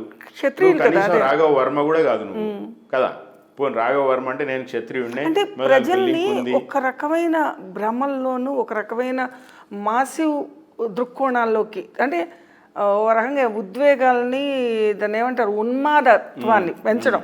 అంటే ఇది మనం ఇది మనం అనేది ఒక సమూహాలని తయారు చేసుకుని ముందుకు వెళ్ళడం అనేది ప్రమాదకరమైన ధోరణి ఆ దారి అని అనిపించట్ల సమాజానికి. అంటే దీనిపైన ఎక్కువగా పనిచేయాల్సింది ప్రభుత్వాలు, రాజకీయ నేతలు, సామాజికవేత్తలు. కరెక్ట్. ఇవి ఎందుకు నిస్తేజమై ఉన్నాయి ఇవాళ? నిస్తేజము పూర్తిగా కాలేదు. నేను ఒక ఉదాహరణ చెప్తాను. మొన్న పార్లమెంట్ ఎలక్షన్స్ అయినాయి. బీజేపీ 400 ఎంపీ సీట్లు వస్తాయని అనుకున్నది. ఓకే, బీజేపీకి పూర్తి మెజారిటీ కూడా రాలా. 270 దగ్గర కూడా ఆగిపోయారు వాళ్ళు. 253. ఈరోజు నితీష్ కుమార్, చంద్రబాబు నాయుడు లేకపోతే ఆ గవర్నమెంట్ పడిపోయే పరిస్థితి ఉంది. సో ఇంత ఊదరగొట్టి 10 సంవత్సరాల్లో ఈ దేశాన్ని ఏదో చేశాము, గుడి కట్టాము, అది చేసాము, బడులు లేవు కానీ గుడులు కట్టాము, ఇట్లాంటివి మాట్లాడుకున్నారు కదా. అయోధ్యలో రామమందిరం కట్టారు కదా. అయోధ్య పార్లమెంటే బీజేపీ ఓడిపోయిందండి. సమాజ్వాదీ పార్టీ గెలిచింది అక్కడ. లోకల్గా నేను చెప్తా, లోకల్గా రామమందిర నిర్మాణానికి సంబంధించి అక్కడ కూలగొట్టిన ఇళ్ళు, కూలగొట్టిన షాపులు, నిర్వాసితులైన ప్రజలు వాళ్ళందరూ హిందువులే, ముస్లింలు కాదు. ముస్లింలను మేము నిర్వాసితులను చేసినాము, ముస్లింలను ఈ దేశం నుంచి తరిమేస్తున్నాము అని సంకలు గుద్దుకోవడానికి కూడా ఏం లేదు నరేంద్ర మోడీకి. నువ్వు అంతా ఇబ్బంది పెట్టింది హిందువులనే. ఇక్కడ నాకు ఒక్క విషయం ఎప్పటికీ అర్థం కాని విషయం, ముస్లింలు, హిందువులు అందరూ కూడా భారతీయులు. అవును. మళ్ళీ దీంట్లో ఈ వర్గీకరణ ఏంటి? మైనార్టీలు మీరు క్రిస్టియానిటీ ఇది అంటే ఇక్కడ ప్రతి ఒక్కరి అంటే పరమత సహనం అనేది మన కోర్ ఎజెండా. హిందుత్వంలో కానివ్వండి, భారతదేశంలో హిందుత్వం అంటే హిందూ ధర్మం అనే ఆలోచన. అంటే భారతదేశం పొలిటికల్ హిందుత్వం అయిన తర్వాత రూప గారు ఇంత ఆలోచనలు దీన్ని నియంత్రించడానికి దీన్ని నియంత్రించారు అనే చెప్తున్నా నేను. అదృష్టం ఏంటంటే మొన్న బీజేపీని 250-60 సీట్లకు పరిమితం చేయడం అనేది నియంత్రణే. ఎలక్షన్ తర్వాత ఆ ఎలక్షన్ తర్వాత RSS chief Mohan Bhagwat public స్పీచ్లో ఏం చెప్పాడంటే, ఎవరు కూడా అహంకారంతో ఉండకూడదు, తమని తాము దేవుడిగా భావిస్తే ప్రజలు కిందకి దింపుతారని నరేంద్ర మోడీని అన్నాడు. కానీ మోహన్ భగవత్ అన్నారు, బాగుంది. కానీ ఫాలోవర్స్ ఎవరైతే ఉన్నారో వాళ్ళు ఇంకా ఉధృతంగా సోషల్ మీడియాలో కానివ్వండి, యూట్యూబ్స్లో కానివ్వండి, వేరే వేరే రూపాల్లో కానివ్వండి, సమూహాలుగా విపరీతంగా వాచాలత్వంతో మాట్లాడడం, అంటే ఏమాత్రం నియంత్రణ క్రమశిక్షణ లేని ఆర్ఎస్ఎస్ భావజాలాన్ని ఫాలోవర్స్ ఎవరికైనా కూడా క్రమశిక్షణ అనేది చాలా వంటబట్టి ఉంటుంది కోర్ ఫిలాసఫీ కదా. కానీ మాట, భాష, దాడి, ఈ బాధ్యతారాహిత్యంగా ఉండటాన్ని నియంత్రించడానికి ఎటువంటి నియంత్రణలు, కట్టుబాట్లు, ఒక రకమైన ధోరణి ఎందుకు ఇలా ప్రబలుతోంది? ఎందుకు రావట్లా? సమాజంలో అన్ని సెక్షన్స్లో వచ్చినట్టే ఆర్ఎస్ఎస్లో కూడా లంపెన్ సెక్షన్లు వచ్చినాయి. ఆ లంపెన్ సెక్షన్ని కంట్రోల్ చేసుకోవాల్సిన బాధ్యత ఆర్ఎస్ఎస్ది. లేకపోతే రాబోయే రోజుల్లో ఆర్ఎస్ఎస్ పశ్చాత్తాపడే రోజులు వస్తాయి, బీజేపీ ఇంకా తక్కువ సీట్లు పాడైపోతుంది కదా, వ్యవస్థ దెబ్బతిపోతుంది కంప్లీట్గా. వ్యవస్థ ఇప్పుడు ఏమవుతుందంటే రూప గారు, కొన్నిసార్లు కృష్ణుడు చెప్పినట్టుగా ఆయన భగవద్గీతలో చెప్తాడు కదా, భీష్మంచ ద్రోణంచ జయద్రథంచ కర్ణాం తథాన్యాపి వీరాం. అంటే వీళ్ళలో ఏ ఒక్కడు కూడా మిగలడు, అందరినీ నువ్వు కాకపోతే నేను వేసేస్తా. సంపూర్ణ విధ్వంసం జరిగిన తర్వాతనే పునర్నిర్మాణం జరుగుతుంది. ఓకే, ఇప్పుడు బీజేపీకి ఇది వార్నింగ్ బెల్.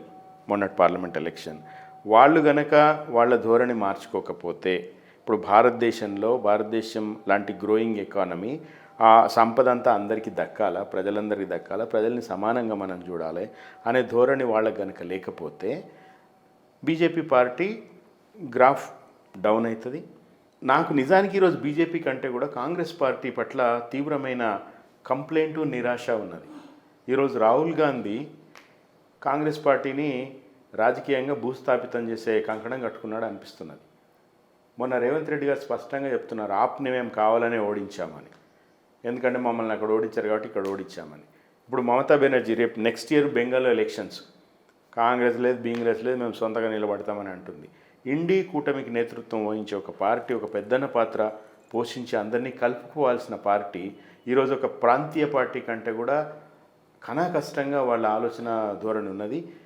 వీళ్ళు రేపు బీజేపీకి ఆల్టర్నేటివ్గానో ఈ దేశంలో తమ నాయనమ్మ చెప్పుకున్న గరీబీ హఠావో లాంటివి, తమ ముత్తాత చెప్పిన పంచశీల సూత్రాలు, అలీన విధానాలు, అట్లాంటివన్నీ కూడా నీటిపారుదల ప్రాజెక్టులే దేవాలయాలు అనే నాన్నగారు ఇచ్చిన ఫిలాసఫీ, రాజీవ్ గాంధీ యువజనులకు కానీ ఐటీ విప్లవానికి ఆయన చేసిన అవన్నీ కూడా కాంగ్రెస్ పార్టీ ఆ లెగసీని కాదనుకుని ఈరోజు దుర్భర దారిద్ర్యంలో పడిపోయినప్పుడు ఇది ఒక నిరాశాజనకమైన పరిణామం. అయితే పాజిటివ్ అంశం ఏంటంటే ఇట్లాంటప్పుడే ఈ సంక్షోభంలోంచే కొత్త శక్తులు ఉద్భవిస్తాయి, ఖచ్చితంగా వస్తాయి.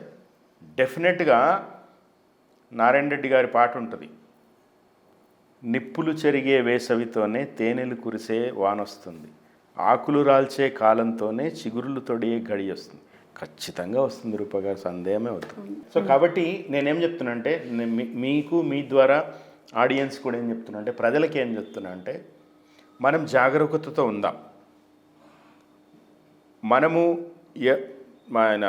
నేను ఎక్కువ సినిమాలు చూస్తా, పాటలు వింటా కాబట్టి నాకు పదే పదే అవే గుర్తొస్తాయి. అది మన జీవితంలో ఒక మిళితమై ఉన్న విషయం కదా. భూమి కోసం సినిమాలో శ్రీశ్రీ రాసిన పాట, ఎవరో వస్తారని ఏదో చేస్తారని ఎదురు చూసి మోసబోకుమా, నిజం మరిచి నిద్రపోకుమా. ఎదురు చూసి మోసపోవద్దు, భ్రమలొద్దు, కానీ అట్లాగే నిద్ర కూడా వద్దు. అంటే నిద్ర కూడా వద్దు, కానీ నిజంగా నాయకులు పుడుతున్నారంటారా? తప్పకుండా పుడుతున్నారండి. నిరాశ పుడుతున్నారంటారు నేను. లేదు, నాయకులు పుడుతున్నారు. నాయకులు ఇప్పుడు ఢిల్లీలో అంతకాలం రాజ్యం చేసిన కాంగ్రెస్ పార్టీని, ఓ షీలా దీక్షిత్ని, ఓ మదన్ లాల్ కురాలని దింపేసి ఆమ్ ఆద్మీ పార్టీ రాలేదా? తెలంగాణలో ఆ రోజు కానీ అవినీతి ఆరోపణలు కూరుకుపోయిందిగా. వస్తాను. తెలంగాణ కంటే ముందు ఉమ్మడి ఆంధ్రప్రదేశ్లో ఆ రోజు కాంగ్రెస్ పార్టీ ముఖ్యమంత్రులను సైతం అవమానం చేసే పరిస్థితిలో తెలుగు మద్రాసీలుగా గుర్తించబడినప్పుడు తెలుగువాడి ప్రైడ్ అంటూ ఒక పార్టీ పెట్టి 9 నెలల్లోనే అధికారంలోకి వచ్చిన ఎన్టీ రామారావు ఆ తర్వాత ఉమ్మడి ఆంధ్రప్రదేశ్లో మేము వెనుకబడ్డాం, మా కష్టాలకు కారణమవుతున్నారు మీరు మాకొద్దు, మాకు సొంత రాష్ట్రం కావాలని పార్టీ పెట్టి తెలంగాణ తీసుకొచ్చిన తర్వాత 10 ఏళ్లలో తెలంగాణని అద్భుతంగా అన్ని రంగాల్లో జిఎస్డిపి పెంచిన కేసీఆర్, రాజీవ్ గాంధీ, పివి నరసింహారావు తీసుకొచ్చిన ఐటీ కానీ సంస్కరణలని అందిపుచ్చుకొని చంద్రబాబు నాయుడు ఎక్కడెక్కడో నుంచి బెస్ట్ ప్రాక్టీసెస్ తీసుకొచ్చి తెలుగు నేలని ఒక ఐటీ హబ్గా తయారు చేసిన చంద్రబాబు నాయుడు మన కళ్ళ ముందే పుట్టారు కదా. పేదలకి సంపద సృష్టించిన సంపద పేదలకి అందాలని కష్టపడ్డ వైఎస్ రాజశేఖర రెడ్డి గారి ఫోటోలు ఈరోజు కూడా ఇళ్లలో పెట్టుకుంటున్నారు. ఇంత ఉన్నతంగా, ఇంత నాయకులుగా, ఇంత సంస్కరణలతో ఒక చైతన్య దీప్తులుగా ఉన్న ఈ నాయకులందరూ కూడా చివరికి వచ్చేసరికి కోట్ల కుంభకోణాలు, కోట్ల అవినీతులతో బయట జనాల్లోకి వార్తల్లో నిలిచి ప్రతి ఒక్కళ్ళు, మీరు చెప్పిన ప్రతి ఒక్కళ్ళు కూడా ఏదో ఒక కుంభకోణం, ఆఖరి చంద్రబాబు నాయుడు గారు కూడా చేరారు. అది నిజమా అబద్ధమా తర్వాత సంగతి. అది ప్రజలకి ఎలాంటి స్ఫూర్తినిస్తుంది అంటారు?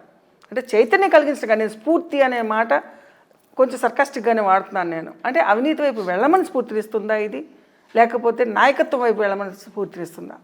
కుంభకోణాల గురించి దేశంలో ప్రజలు ఆలోచించే పరిస్థితిలో లేరు. First point. అచేతనావస్థకి అంత తీసుకెళ్లారా? అచేతనం కూడా కాదు.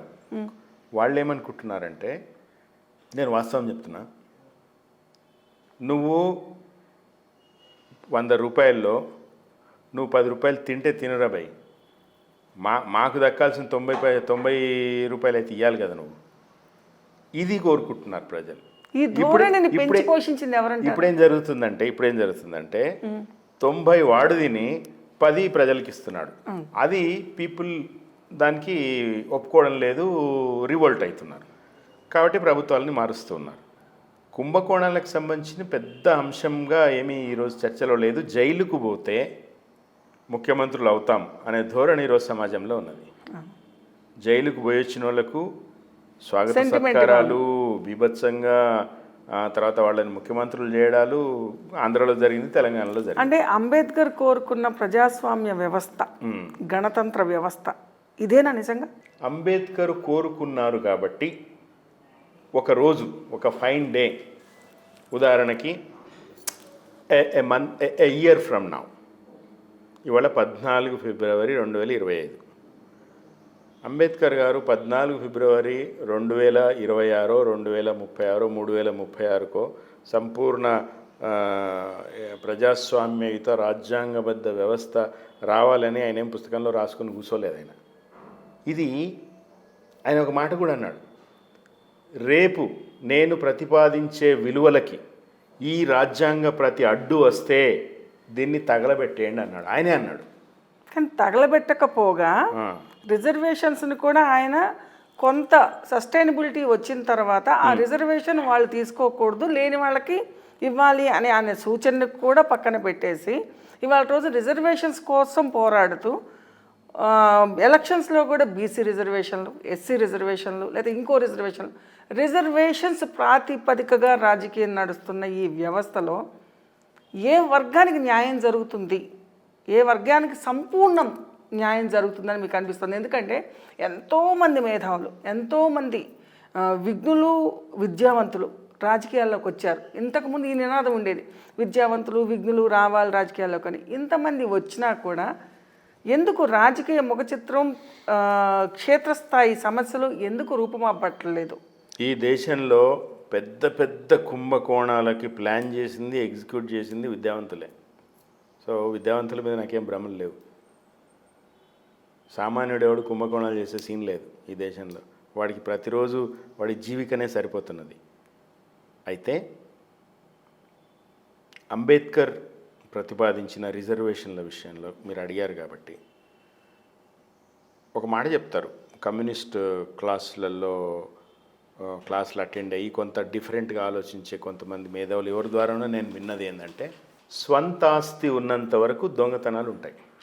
ఓకే, కమ్యూనిస్టులు చెప్తుంటారు కదా సొంత ఆస్తి అనేది ఉండకూడదు కమ్యూనిస్టులకి. కానీ ఎక్కువైనగా ఇప్పుడు ఈ మధ్య సొంత ఆస్తులు. ఇప్పుడు ఒక సినిమాలో బ్రహ్మానందము బాబాగా ఉంటాడు, ఆయన భవిష్యత్తు చెప్తాడు. ఒకరు వస్తారు, వాళ్ళ దగ్గరికి వస్తారు, ఈరోజు ఇప్పుడు వర్షం వస్తుందా అని అంటాడు బాబాని.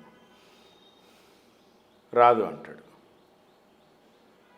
అంటే ఎట్లా నమ్మాలి అంటాడు. నా మీద నమ్మకం ఉండుంటే నువ్వు గొడుగు పట్టుకొచ్చి ఉండేవాడివి అంటాడు ఈయన కదా. సో కమ్యూనిస్టులు తాము చెప్పే ఈ దేశంలో కమ్యూనిజం రాదు అని అందరికంటే ఎక్కువ కమ్యూనిస్టులకు తెలుసు. కాబట్టి వాళ్ళు ప్లాట్లు కొనుక్కుంటారు. ఎందుకంటే నిజంగా వాళ్ళ సిద్ధాంతంలో బిలీఫ్ ఉంటే వాళ్ళ ప్రభుత్వం రాగానే ముందు వీళ్ళు ఇంటిని కూల్చేయాలి కదా, లేకపోతే ఇంటి నుంచి తరిమేయాలి కదా. అది రాదు, ఆ పరిస్థితి రాదని వాళ్ళకి తెలుసు. సో స్వంత ఆస్తి ఉన్నంతవరకు దొంగతనాలు ఎట్లుంటాయో, వ్యవస్థీకృత అన్యాయము కొన్ని సెక్షన్ల పట్ల జరుగుతున్నంత వరకు రిజర్వేషన్లు ఉండాల్సిందే. అది అంబేద్కరు ఇది 10 ఏళ్లకే ఇద్దాము అని ఆయన ఒకవేళ ప్రతిపాదించున్నా అది కరెక్ట్ కాదు. అంబేద్కర్ కూడా మనిషే కదా. నేను ఇందాక చెప్పినట్టుగా దేవునికే ఒక యుగంలో ఉన్న మాటకి ఇంకో యుగంలో దిక్కులేదు. ఓకే, అంబేద్కర్ ఒక శాశ్వత సూత్రం ఎట్లా ఇవ్వగలుగుతారు? సో ఆయన చెప్పిన దాని ఫిలాసఫీ ఏంటంటే, వీళ్ళ జీవన ప్రమాణాలు పెంచాలి, రిజర్వేషన్లు తీసేయాలంటే దాని అర్థము రిజర్వేషన్లు అవసరం లేని దశకి వాళ్ళు ఎదగాల. నీకు వాళ్ళ మీద సామాజిక వివక్ష ఆగదు. ఈరోజు పొద్దున పేపర్లో అండి, నార్త్లో ఎక్కడో మోటార్ సైకిల్ నడిపాడని 2 చేతులు కట్ చేశారు. నువ్వు దళితుడు అయి ఉండి మా ముందు నువ్వు మోటార్ సైకిల్ నడుపుతావు. ఈరోజు జస్ట్ నిన్నటి వార్త ఈరోజు పేపర్లో వచ్చింది. ఈరోజు సరే, ఇంతకు ముందు కూడా ఎంత అన్ని రకాల యూరిన్ పోయడాలు ఇటువంటి రకాలుగా ఉన్నాయి. ఎగ్జాక్ట్లీ. సో ఈ వివక్షలేం తగ్గవు. ఒక వీరరాఘవరెడ్డి అని అనేవాడు దళితుల మీద, సరే నిరంతరం నిత్యకృత్యం అనుకోండి, ఒక వీరరాఘవరెడ్డి అనే అతను ఇక్ష్వాకు వంశం అని చెప్పుకుంటూ ఒక రంగరాజన్ మీద చేసే దాడులాగవు.